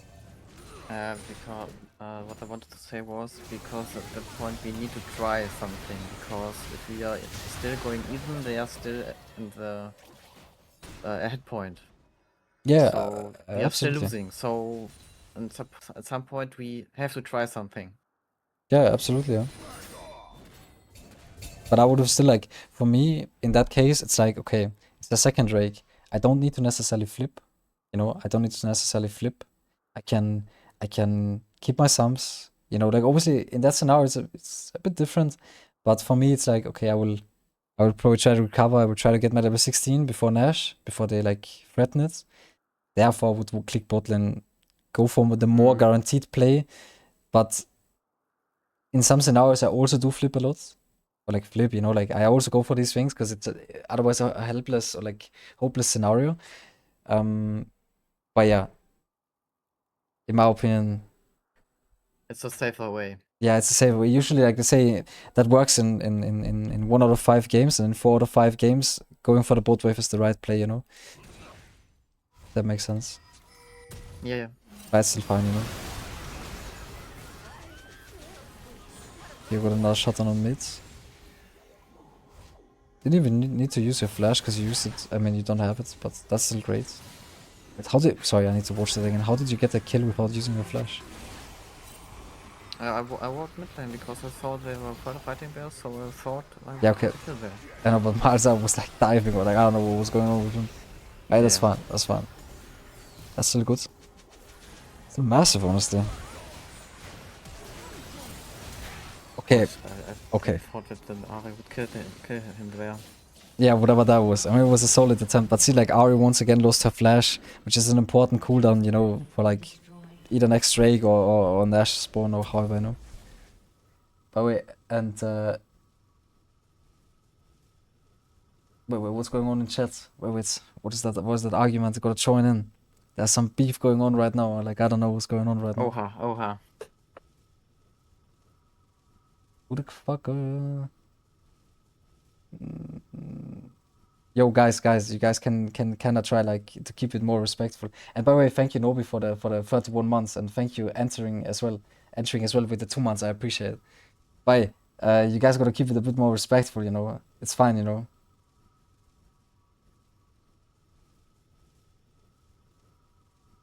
Just keep it respectful, you know. Respect is nothing expensive, you know. Bye. Yeah, that's kind of that, you know. But that's like an approach that I would like give you on your way overall for mid game and stuff, that you kind of go for more consistent things that will obviously like pay off way more, because like winning that one game because you would go for a play like that you did where you got 2 shotguns is great, absolutely genius, you know, in a way. But in a way it's not, because that will then teach you a bad habit by that is the correct play because it worked. But you always gotta ask yourself, was it really the correct play, or was enemy team just not smart enough to respect that I was in the fog of war and that I could have been there, you know? And if you the higher you go, the harder it is to get rid of these kind of habits. It probably took me around 2 years to then understand, yo, I might need to actually go for that bot wave, play for my level 16, and then go for a fight where I have sums. Then not go for that bot wave, lose another 2 waves where I already had lost so much resources, gold, XP, whatever it was in the entire game, and take another flip that I lose another 2 waves for a small chance of like shutdowns, you know. But, you know, I don't want to look like an idiot saying that it was like not good, you know. It was good, but we still try to like look for an approach that will work for you in a more consistent term, because if you always go for the bot wave, it will guarantee, on a percentage term, it will win you more games automatically by just doing that when you're behind. I mean, he just took Drake, but that's okay. You guys need to push mid lane, that's what you do. Mid pry is really important, especially in these kind of moments. Yep. That's nice. Insta going for the Raptor camp. That's nice as well. Starting Nash is a bit too much in my opinion, because Nash is really strong nowadays. It's not like we're not like in like season you know 13, 14, where Nash is like a really weak monster. Nowadays I think there are like multiple types of Nashes, and some are really crazy. If you thought Atakan was bad, like Nash nowadays is kind of tough. But the thought about it was starting baiting the turn. enemies to Exactly. to Overlord. That's technically speaking starting. What you can do is as well is obviously Swain is that. How much value does the Swain have in a team fight like that? While you guys don't really have ults yet. I mean, you guys have ults soon, but let's say like the Swain is that. how much like value does he actively have? Or if you picture it like this, let's say you guys would play a 5v5 where you're not poked out by Nash, okay? But Swain is there. Compared to you guys would play a 4v5 or like 5v4 in that case if we take your amount of players, 5v4, where Swain is not there, but you guys are poked by Nash. Plus you guys are like stacking up together. Chase can look for poke. What do you really think that, like, technically speaking, like a 4v5 is No. even favorable? No, It's still not, right? It was too much, yes. Exactly, yeah. But if the initial thought is to start the Nash, which is good, like starting the Nash and either turning or what how I would name it in that scenario is, or what happens in Halo is that you start the Nash and then you see a TP on the map, you see a Malzahar TP or a Veigar TP, you immediately walk out, you know?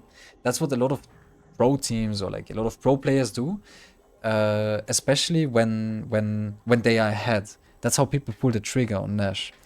It's you all walk to the objective. First of all, you get prior on side, and then they move from side onto mid. You get mid prior, and then you move on to the Nash. What happens is that enemy top laner, enemy mid, whatever stays bot lane in that case, and then TPs to the Nash, okay?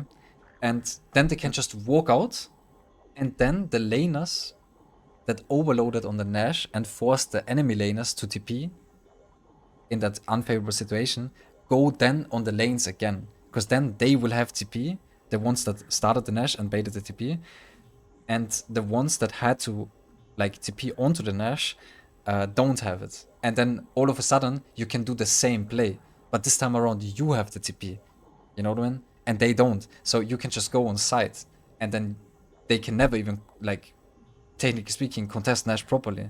Because then what could happen is that you get prior on site, and then you either insta TP on the Nash and you start it because that guy doesn't have TP, or you just walk there, create a number advantage, look for something, or you walk back, you know what I mean? And then you play the wave again. It's like pretty common, like a pretty common thing, you know, for people to do. So therefore, in that moment, you know, if you really started and you want to bait, you can always look. You also see a TP if you have no Yes. vision on the tower. Therefore, you can just always look. Oh, there's a TP. You ping your team. It's also really important to ping hard and not just a bit, like just really hard, so your team understands. Yeah. But yeah, that's totally fine. You know, if you go out now, it's actually pretty good. You know, that's fine. You know, those are situations that are also really important, like pressure situations. Obviously, here instead of the thing, if you had QSS there, this also looks completely different, you know. Not entirely, Yeah, but you get yeah. out for sure.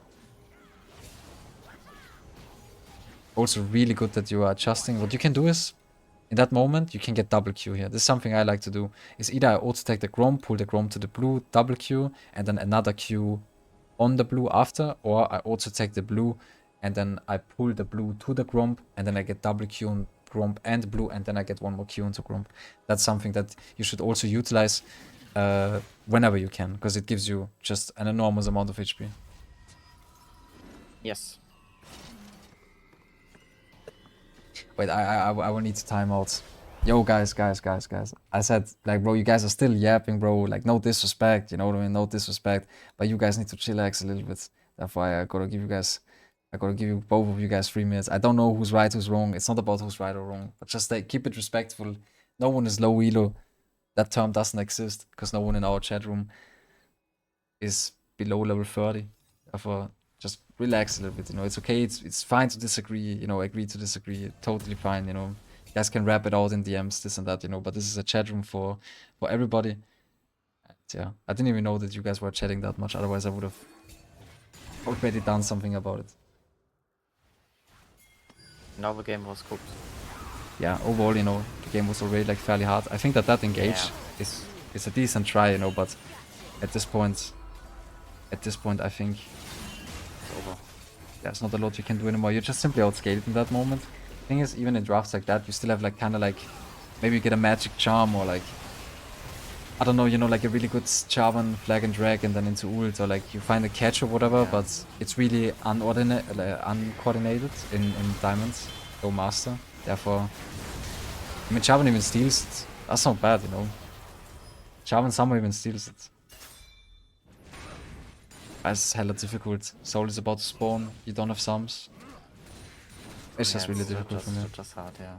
Because you can thing is Darius this game, and that's why I was talking about in the start of the thingy. Is like if we look at this game, Darius kind of It's wants hard. to wants to snowball for side, you know. Especially like if you look at these kind of scenarios. If they are getting towards the point of getting items, there's gonna be like Swain Rylers. There's gonna be Swain Perma Rylers slow onto you. You're not really allowed to build Swiftness that game, because Mercs are better than Swiftness that game, but Tabi are better than Mercs. Do it to your laning phase. So either you swap the boots out or you're kind of chopped. So what's really important as well is that you're kind of under pressure, ending that game fast or kind of playing the game through sight. And what eventually ends up happening in this game is that there are too many abilities for you to handle. Especially if you don't have a real enchanter, or if you don't have like somebody that can make space for you, and you have none. Like you have nothing this game. You have an Aricharm, as I said, a Nami Q, Nami ult, you know, which is obviously not nothing, you know. But at the end of the day,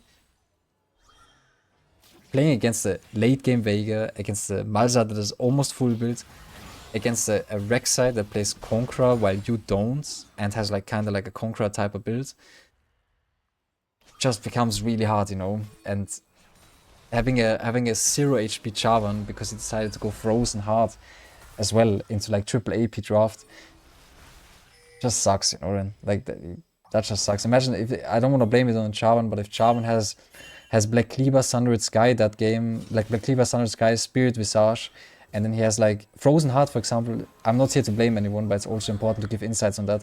If you look at Frozen Heart, who the fuck auto attacks him? Like, I don't want to be toxic or anything, but Chase, okay, but is there like a AD carry or what? Like, I didn't see it, you know. Just doesn't make sense. And He was perma-toxic and flaming me and Ari for not being very impactful.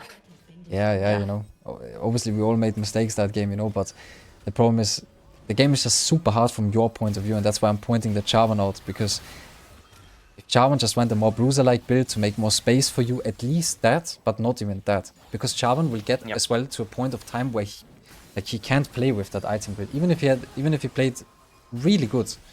At some point he's outscaled. Like Jarvan, which the Veigar can just go with tank item with Sonya as well on top of it, and Swain will have too much HP and everybody will sustain through his damage. As you can see now, Chase just pokes you. You have no threats. That is the biggest or like worst part about it, is that you just have no threats.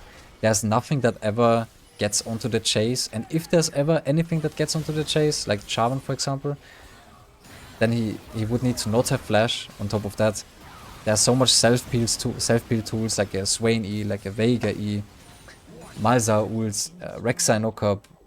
Yeah, there are so many things, you know, that will just peel from all of these like dangerous things that could happen to them. So yeah. But yeah, that's kind of that, you know. Then. But also instead of like going for like the hardbound, the tunnel, I mean, you could have also just still tried to get that QSS, you know. Yep. That ability just cucks you too much. Jarvan will never tank it. None of these champions, in my opinion, QSS is not needed sometimes. If any of these champions put themselves into like the situation in which you put yourself into, means like active hardcore melee gaming, you know. Obviously there's one, arguably we could say like Jarvan, but in a way not as well. In a real team fight, like that guy will rarely open up. And even if he does, he will not get Malzahar ult, because Malzahar knows that guy blows insta. He just gets Veigar one shot, like Veigar full combos him his insta that. But yeah, that's kind of that about that game. There was not a lot about to say after the lane phase, because yeah, there was not so much. Is there like, I see you didn't play that much. I tried to like grasp every single bit I could out of that game. Is there like any other game on the Smurf, you said, right? Yeah. That would be interesting. LxVer from my friends that was definitely losing. Rock Lee. Holy. Yeah, from Naruto. Christ, yeah. Lifting off the weights, now becoming a Darius instead of a Mundo main. This one. Mainly I was always a Darius main because I played him since 2014. Sometimes less, sometimes more, but at the beginning I was not very confident in him anymore because I thought we were doing too many mistakes. because in Mundo it's way easier to execute, and then I concentrated more into the laning part than being mechanically correct and so else, if you understand what I mean. Yeah, but I think like it's just like some minor mistakes that make you like. I think it's like always the same with some Darius players, and you're one of them. It's just some minor things that make it hard for you. It's not like a skill issue. It's not like a big major thing that you should get stuck on how do you say it, that you should get stuck up onto. It's something so easy fixable. It's just those small things, you know, because you're not like you do know Firetex from the chat, right? I have no more friend list. Also, definitely Darius is my best champion still, because I Yeah. have way more game time on him than Mundo. I only made Mundo this season. Yeah, but you and Firetex, you guys are absolutely the same player. Like, not only KDA wise, but you guys like look how similar this is, and you guys also had the same issues, and it's just so fixable. Like Firetex went from being a Platinum 4 player after that one coaching we had, he went to Masters. Or like D1, I think. Yeah, D1. He didn't get Masters quite yet, but now he's like a 300 LP player. So it's just like that a little bit of like to make the right decisions, not hesitate too much, really play it in a way of like not too fast, pace that gameplay. Like don't push your lead too fast, you know what I mean? And once you actually approach lane from like a different point of view in terms of like more through pushes, more through fog of war, better clicks overall, you know? Because I think from what I've been seeing is I think you're also like clicking wrong, and that might be like, what do you mean? You know, like clicking wrong. But before I load into the game, I want to show this to you, okay? Because that is one of the things that changes if I win a lane against a champion that is cruel in lane against me, or I lose a lane against a champion that's cruel against me, or like a champion that just outspaces me by default because either the champ has more movement speed or the champion has more attack range or whatever, okay? It's so cruel, and trust me, the moment you will try it, you're gonna be like, damn bro, I'm in shock. Trust me. Because the moment I worked on that was the moment that I improved a lot just because of that. You I mean will show you. spacing, or just about the clicking part? The nearer to your, the nearer your character. Both kinda. Okay, I will show, okay? Ah, okay. Yeah. Teleports cursor. Okay, so.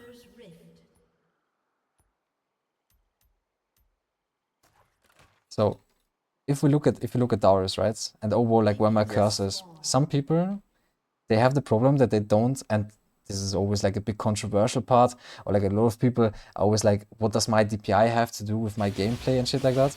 But it sounds crazy, but if you look at people like Kaguru, if you look at people like Raider, maybe even me, you know, however, people that really try to like space properly, it's always the way how we click, you know. There are some people that click like this. And as crazy as it sounds, the moment you start clicking like that, your entire thing is gonna change. Like everything is gonna change. The moment you start clicking like that, because you can do so many more things. First of all, you're impairing way more movement to your character, which makes you less predictable. On top of that, it does something to you. In my opinion, like I'm autistic. It's maybe like just a thing for me. But if I keep impairing movement perma, then I'm way more hyperfixated on my character. And on top of that, that makes me also be able to, I don't know, just like react faster to like abilities and stuff. And if you always impair movement and you're always going for small clicks, and let's say you have a certain ability, let's say Kesante Q, okay? Kesante Q is like this, I would say. Maybe a bit longer. Maybe like this. If I know that this is Kesante Q, and okay, if I woke up, it's gonna go back now. Wait, let me redraw it. If I know Kesante Q range is like this, and I will have like somewhat of the range indicator in my head because I played the matchup 100 times or whatever, and I keep clicking like this, like I keep doing good clicks, no matter how I do it, but I always go progressively towards him. Then like that, it will always make enemy laner as well throw his ability in a bad way, because he doesn't know, like, or like it's way harder for him to hit you too on top of that, you know what I mean? And by doing that and by learning to how to impair movement really fast and often, quite often is when you queue, you can insta impair movement as well while you queue. So often, some Darius players always play in queue and then click back, and while they play in queue, they click like this. But if your mouse is like this, you can sometimes Riven matchup, Fiora matchup, Checks matchup. There are so many matchups where champions dash directly towards you. There are like some examples as well when I was playing against Aloy's Riven. When you play against a good Riven player and you walk up and you queue, usually a Riven player walks into you, right? No matter if it's with Q, with Yes. E, or if they just walk into you. And even some players doesn't need to be Riven, Fiora, whatever. Can be a champ without a dash as well. And if you impair movement and you perma click like this and you Q, and then you can insta flick back. And what that does is that you will also have automatically a higher percentage of chance to hit your Q. Also, by impairing movement, is that when you're playing in minion waves, you can sometimes like insta kite back. You know, like it also just makes you be able to just basically automatically space someone better, and just makes enemies' life harder. You know, and it will make your life easier. That's something you should really try and be more aware of as well. Just as a side thing, you know, not as a Yeah, like. I'm trying. I'm seeing it in your stream. So sometimes I even tried it to be, if my enemy is working to me, I'm backspacing to using my Q range to advantage. If he has some dashes, I'm dashing back, something like this. Yeah. Mhm.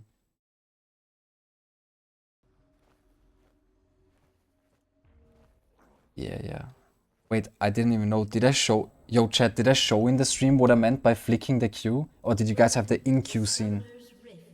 Well, I'm sorry, but I need to ask that real quick. How do I get coaching like this? Exclamation mark coaching. And we're giving away 1 hour today. We saw, okay, perfect. I thought I showed. But yeah, I'm sorry. But yeah, that's basically about that, you know. But I think, like, I'm not here to sugarcoat someone, you know. However, I'm really, like, always as honest as I can with everything. But I think, like, you should just... I don't know how your life is overall, how much time you have and stuff, you know. But I think for how much you play, you're actually, like... I think, like, your fundamentals are straight, you know. When, like, obviously, one game we watched, there were some mistakes, you know, this and that. But do you just not enjoy League that much anymore? Or, like, do you have, like, a lot of stuff to do IRL, if I may ask, or... I still enjoy it, but I personally play. This is way more fun for me to play with friends. So doing team ranked or playing ranked 5s, because I really like the competitive part. I really like to be good on the things I'm doing, especially to be consistent on top lane, even if I'm playing solo or in a team. So to be personally better, it is exclusional important to play solo queue, because to be the solo carry, or to try to be like it, if you know what I want to say. I know what you mean, yeah. But I think, like, if you enjoy the competitive side of it and you enjoy playing with your friends, then you should also automatically gain enjoyment by getting better, you know, and obviously, like, even pushing that even further, you know, because I think that, like, I've coached a lot of people, and I feel like that, like, I mean, obviously, I just see more of your stats, and I've actively seen your gameplay, and but I think that, like, you're like one of the better ones that just needs to improve the small things, and then it's actually gonna all come together, you know. And therefore, I think, like, if you could take a few things away from here, I'm pretty sure that that's gonna be simpler, you know, overall. But you see what the Irelia did here? Because your support, you see that? That's like a perfect example. Irelia insta-walk top lane, watered that bush, immediately knew, you know? And now she's completely fine, enemy bot lane knows. I don't know if she saw your support, but I think she did, yeah. She did. She pinged for it as well. And now you're just, like, absolutely chilling. Top lane overall is in a weird spot at the moment, so therefore I can't even, like... It's crazy. The top lane roamers, holy shit. Yeah, it's not how it used to be. Let's just put it that way. It's also decent how you walked in there. What's really important is if you zone... Getting XP. Yeah, like, once again, approach like this, or approach like this. Why is really important as well is You can way Mean easily, like, aggro. exactly, that in the first place, you can easily go like this and you will be way less likely to get aggro here if she fights you here. But it's just important that you really know, like, where you get aggro and where you don't as well. If we take a look at this, there's like this line. I think for me, it was, if I'm not completely mistaken, I think it's like this. Like here, you don't get aggro. Everything that is for that, you kind of get aggro. But obviously the minions also kind of weirdly position themselves. But I need to see that again. Why that was? Was it because there was a ward and you... No.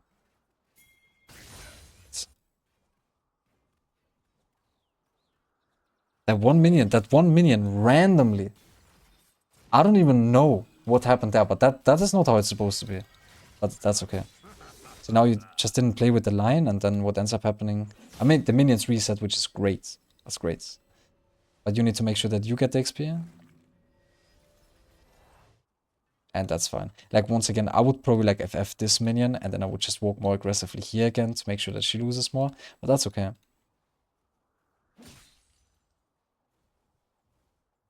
Once again, position yourself here or here while you last hit. So she's once again pressured. By leaning back, she's less pressured, so... But that's fine. Yeah, you're doing it right. And then I would also like always try to like kind of calculate when do I need to walk back to the minion, when not, how much downtime do I have. And even if it doesn't give me an auto attack onto her, or it doesn't make her lose the XP or whatever, I would still always like click as much as I can aggressively forward until I have to walk back. Just to like show dominance. Because it's also, League is such a huge mental game, you know, Lynn? Like League is so much more. The damage you inflict to your lane is sometimes so much more important than killing them or whatever, you know? Now Like here, I know I get level up. Here you so can... Here you can trade minutes. Once again, you could walk like this. You could be in this bush, she can't do shit, she warded this. You can walk like this. You trade gold. You basically trade your gold for her XP and gold, okay, in that moment. So that's just really nice, you know? That's just a really... Yeah, just really free, you know? And if you only lose one, it's always W, you know? But if she loses both, and you only lose one, I mean... XP snowballs hard, man. Yeah, because exactly like, what ends up happening here is that... Like, if she plays this better, she can get that XP probably. Let's see. No, she can't. That's nice. You walk back in. What I would do as well is, if I'm into...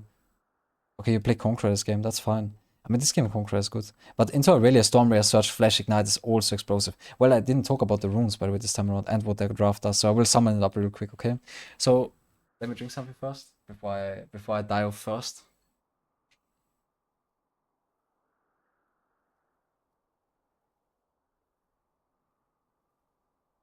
Oh. Let me summon this up real quick. Alright, so, considering both drafts, in this game, this is exactly like a game that I needed, you know, to look at. Because this game is like, okay, from your point of view, if you win lane, team fighting is absolutely a nice priority. In a way of, you get side wave pressure in terms of you get prio on side, you rotate on the side wave onto mid, and then you get mid prio, and then you walk to the objective. 50 seconds before objective spawns, or 1 minute, depending on enemy draft. Do they have area control? What kind of area control champs do they have? What kind of AoE abilities do they have? Are they ahead? Are they behind? Do they have prior? Do they not have prior? Multiple factors, but still. Team fighting, absolute good option here. Also, if you win lane, side laning. Absolute great option. Absolutely great. Enemy team has a Seraphine. That is not a Bard, not a Elise, not a whatever. Nothing that can overload really easily. They have a Shyvana. Once again, a melee champion that goes melee to deal damage. Once again, obviously, now you could argue she can EU if she plays AP build, but no. Nowadays, after Shyvana rework, people play Kraken Slayer, whatever it is, on top of it, like with Shojin, and they kind of just play to auto attack you. So, really insane. Really insane. Also, if Galio overloads on side, it's gonna be like 2v3, 1v3, still triple melee, and Irelia from behind. AKA low DPS top if you win side, low DPS mid, it's only gonna be Shyvana. So you're most likely always gonna come out victorious by default. Also,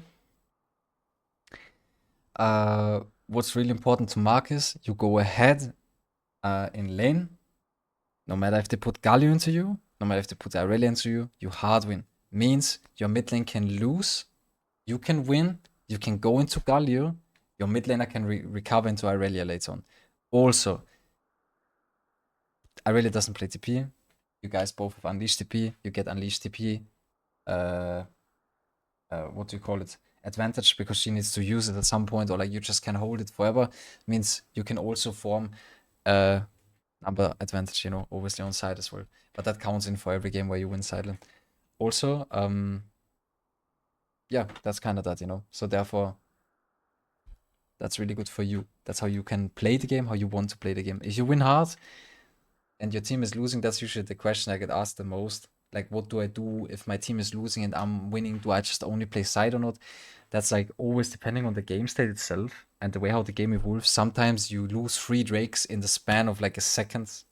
That's what it feels like sometimes as a top lane, and then you obviously can't go side lane on 4th Drake. Unless it's Ocean Soul or some shit like that.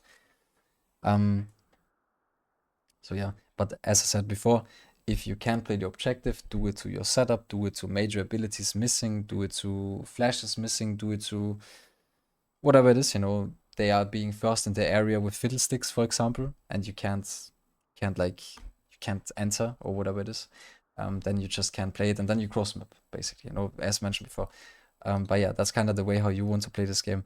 If I look at your draft, I think you guys scale really well. You have Ezreal, Azir, Sylas also scales. In my opinion, Darius is one of the most craziest scaling champions, but it's probably like one of the best level 16 champs overall, and the champ just goes nuts anyway at any stage of the game. So therefore, your guys' scaling is really huge. Enemy team scales really well too. If I look at both drafts, and if I look at it from the way how they have to play it, I think enemy team has an easier time executing that draft.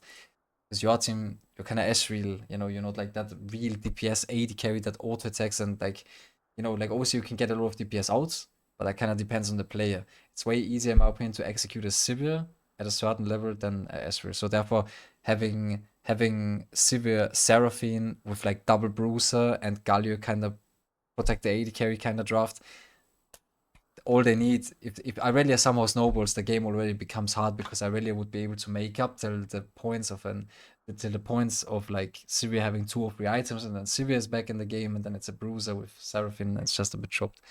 Therefore, I would say scaling goes to the enemies. Also, yeah, your draft identity is basically also one target, because it's Sylas Soup. You kind of want to play with like Sylas EE someone. Charman follows up with EQ. You kind of play for your reset, because you're also the major DPS part. Means if Azir doesn't get to scale, same with Ezreal, or if they fall behind in the early game, or however, even if they are fairly ahead, they still have to count on you until certain stages of the game. So you are a major part of the draft, no matter how you view it.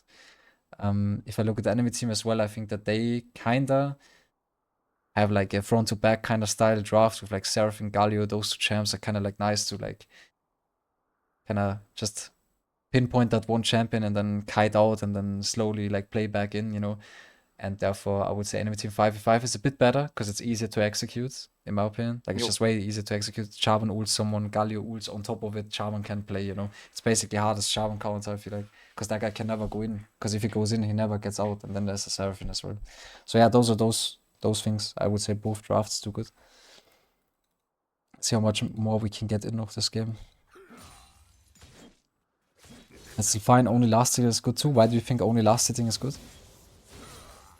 Because I think about going for a cheater recall to get a quick advantage. So I traded him, and then I reset it.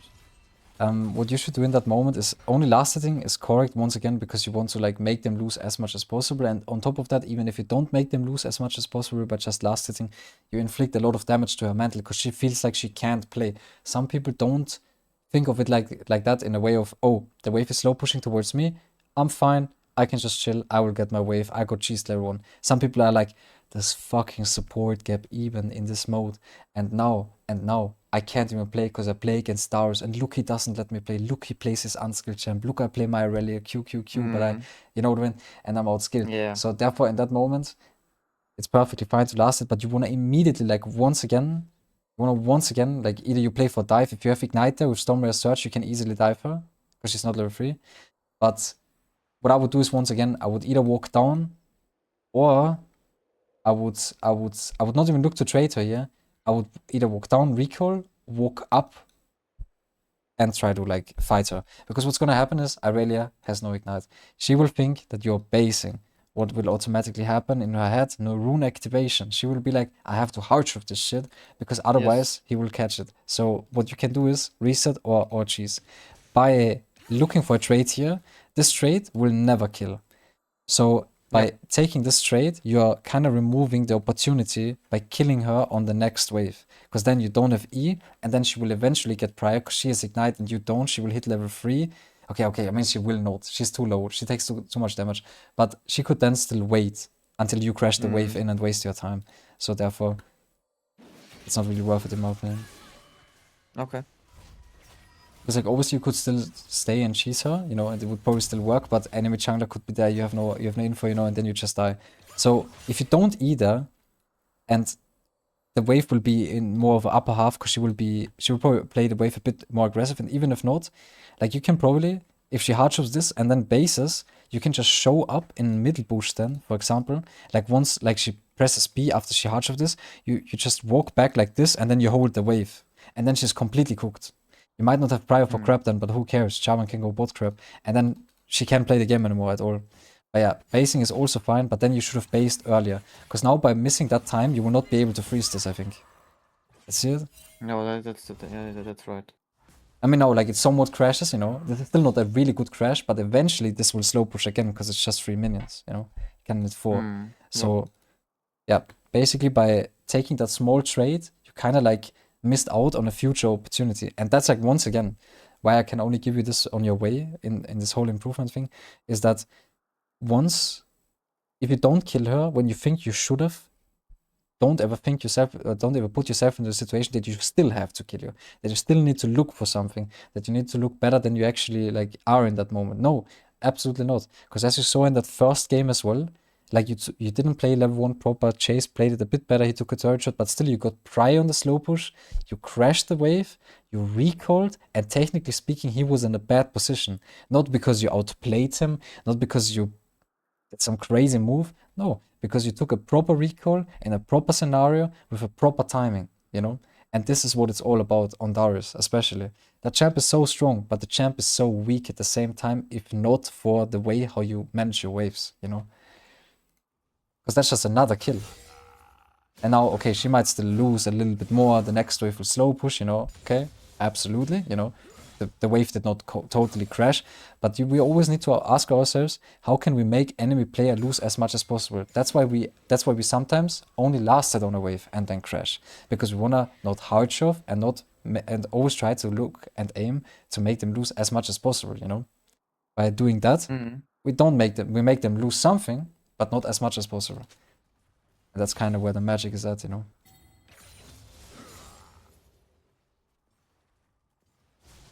But that's fine, but I really think you should play more Darius. Just more. Yeah, I want to, really, but sometimes I'm lacking confidence. Okay, you say you're lacking confidence? Okay, we do it like this, okay? If you manage to hit Masters till... What day do we have? We have the 5th. Chat, for the records. Yeah. We have the 5th today. Yes. If you manage to hit Masters till Sunday this week, okay, that's 1, like tomorrow, right? 1, then Friday 2, Saturday 3, Sunday 4. Then you next coaching session is on me, bro. If you manage to hit Master, like if you manage to hit Master, okay, and I tell you, you will hit it, and you need to be more confident in yourself. I will try. Like, look at you. You have 20 games Darius. You have almost 70% win rate. Your Mundo is also fine. Your CS per minute is good. Your fundamentals are decent. Like, all you have to do is play. And you need to be more confident, you know what I mean? If you're not confident in yourself, how should your jungler be if he ganks you know what I mean? Like, come on, bro. Yeah. You know what I mean? But that's fine, you know? If you get Masters till then, it's on me, bro. Okay, bro. And I know you can do it. If I have to say it, you know what I mean? Like, I know Darius players that got Masters that tilt, that type, that ping, that run it down after one death. I coached so many people that were mentally so stressed and they still gold it because the champion just allows them to. I'm not like this. Yeah, No. therefore, you know, also really important in that moment. Same scenario. You know what I mean? Same scenario. Absolutely same scenario. Also, let's go over the runes one more time. You went Conqueror, as I said, like Stormware Surge, Flash Ignite. You can go Bone Plating and Flinching, or you can go Triumph, in my opinion, Last Stand. You can also go Flash, Ignite, Conqueror, Nimbus, Cloak, Celerity if you're really confident. If you're not confident, Flash, Ghost, Bone Plating, and Flinching. Also, Bramble, really OP. In games like that, not so OP, because you need Executioners, because Seraphine won't auto-attack you. But if you're struggling to Aurelia of Yora, just rush Bramble, okay? Way better. And yeah, that base I would still take like that as well, you know? Because same scenario, you trade it to her exactly the same way, you know? And that would be another kill. So you would have gotten the kill before, and now you would have gotten, there was 2 kills, opportunities, Kill, you know? second kill, yes. You know? And therefore, that's fine. Let's look a few more minutes. And we see. Let's see your itemization. You went for Phage, that's fine. Like, early HP into Aurelia is good before she gets played. That's also good, but it's just better to get resistances. It auto wins you the lane. Tabi rush, right? Bramble. Bramble into refillable. No, This Bramble. is the best. Like, trust me, you will never lose a lane to Aurelia again. Good to know, good to know. See, this was good. This was perfect. Twitch.tv This was perfect. EUSXYZ. I'm headed there. Like, this was to learn how to perfect. play Darius. Okay, a bit. Okay, look. Auto or W, and in that moment, immediately press forward and then ward here, like ward in that bush. That ward is so, like, you have even both up. No, it's one trinket. The ward is so huge because, like, your Jarvan is there. Obviously, Shyvana could be topset, but they can't kill you. You hit 6 on that wave, it's a huge slow push as well. If a Darius is level 6 on a stacked wave, there is no way that a Shyvana can ever kill him with Aurelia. Like, not on a stacked wave if Aurelia is not level 6. So, why that ward is so OP is because you insta-spot her how she walks to lane, and by walking up in that moment, obviously she loses Canemy XP. I think she loses the XP either way. Yeah. No. Yeah, no, she loses that. The cannon is here. What? I don't know, it's close. But I can just look at her XP bar. Honestly. Let me look at her. Because I'm a person of interest at the current moment of time. Nah, she lost that. She lost that. Like, that's not even close. What am I even thinking? So, yeah. And you could, and as stupid as that sounds, after those both E's under the turret, and after those both kills missed, you can still go for the same thing again. You can go, like, as stupid as that sounds, because you're not really basing. Like, it seems she might be like, okay, why is he basing again? He has no gold. But you can perma fake. If you base twice like that, then if you would walk up right now, push that wave in, like, push her off it so she can't hold it, and then you once again walk in Fog of War. Let's just show the Fog of War again. You walk her off. Yeah, okay. And walking down, and then you walk down, and then boom. That again. Because, like, you by auto attacking the tower, you could get auto, and then let's say she throws the E, and then she, like, auto Qs you. You lose, like, so much HP. And then she hits 6 on the slow push back. She can kind of manipulate the next wave state because this wave is big, and then the wave is in her upper half. When she gets to QQQ, she hits 6.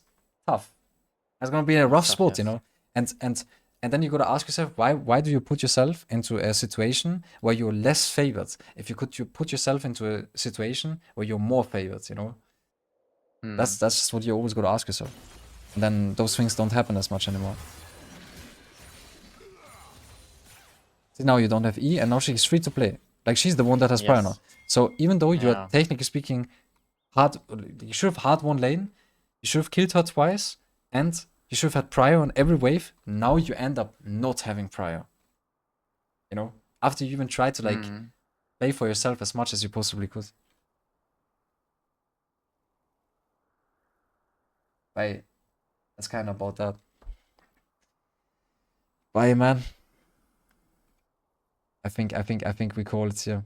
I wish like there was, you need to play more. No, you know what? Let's do it like that. Like, if you hit Masters, right? You know, next one is on me, okay?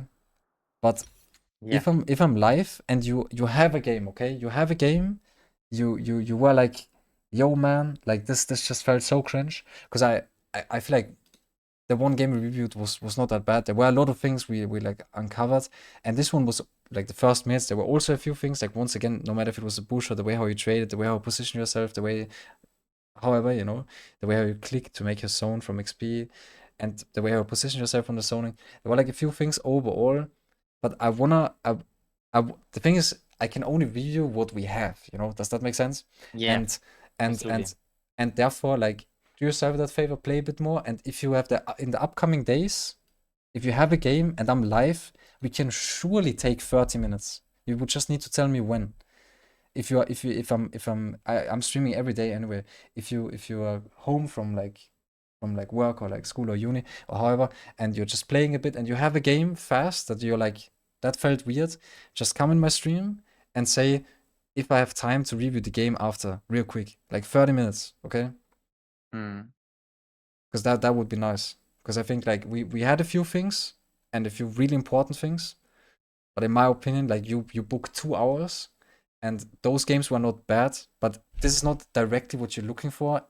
Those kind of games, like Chase, sure, but the game was still a little bit awkward, and there were like such major mistakes that usually you would stop watching that game earlier on, if that makes sense, you know.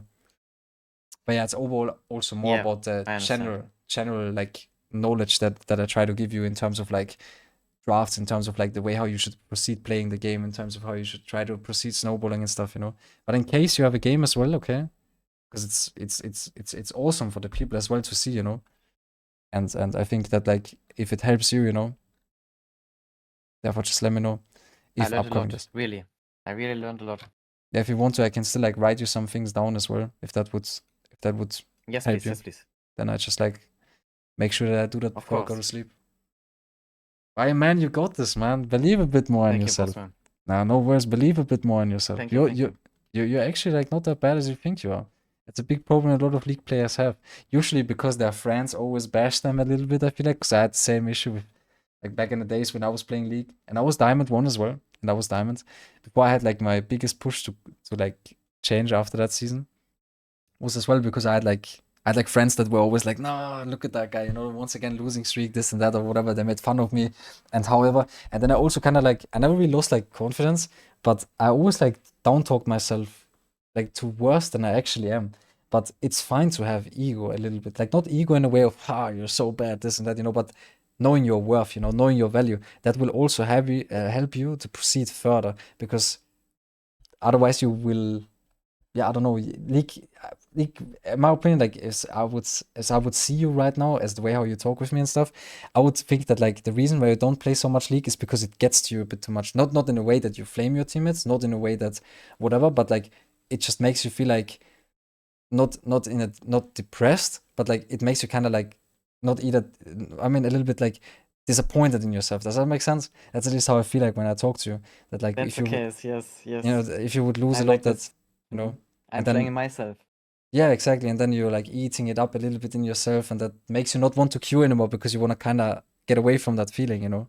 Yes, But that's fine, you know, because that's just that's the case. that's just an emotional pattern, you know. You can get rid of that really easily, like really easily. But it takes time, you know, as it goes with everything in terms of these kind of things. It's just a pattern. Like every human has a pattern in everything, no matter if tilting, no matter if proceeding stress or like different feelings, you know. But that is acknowledging it is the most important part, and it's the positive part like eating it into yourself in terms of like feeling disappointed, feeling less accomplished in terms of when you lose a lot or whatever. That is the more positive approach, even though it's bad for you. But there's some people that take the approach of, oh, my jungler, you know how many people come into my stream daily and say, what can I do, my teams are dogs, you know, this and that, you know. Obviously Yeah, some yeah, games, you yeah. know, but they're already Very so, critical. yeah, they're already so deep in the I point the finger system that, you know, that they wouldn't even think about, oh, this could have been my fault, you know.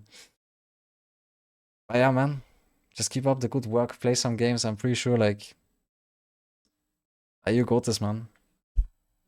Thank you for your time. It was a real pleasure. I learned really a lot. Thank you very much for your time. Yeah, no worries. Thank you too, man. And To the chat, have a great evening. Hey, did you hear that, chat? Have a great evening to the chat. Hello, what the hell is happening? Is a more friendly guy than me. Imagine you guys had this guy as a streamer. Imagine you had him as a streamer. You guys would probably get like the insane streams. But yeah. Hey, as I said, you know, if you have tomorrow, day after, in 2 days, in 3 days, a game you want me to look at, we can insta-hop on call and just look at it, alright? Yeah, it would be a pleasure.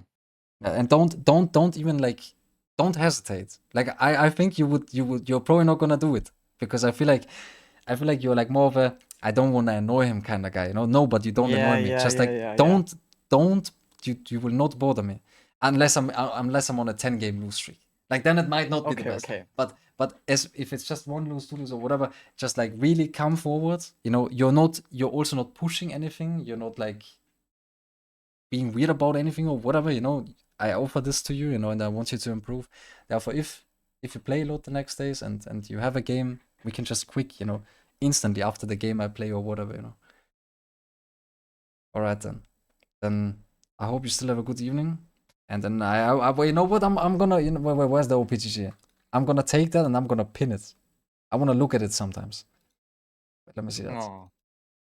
So I have it always, and I can see the improve. There's no pressure. Don't feel pressure. Don't feel pressure, okay? I just want to have it so I know. What do we remove of the taskbar? Streamer overlay. Who needs this? I don't. And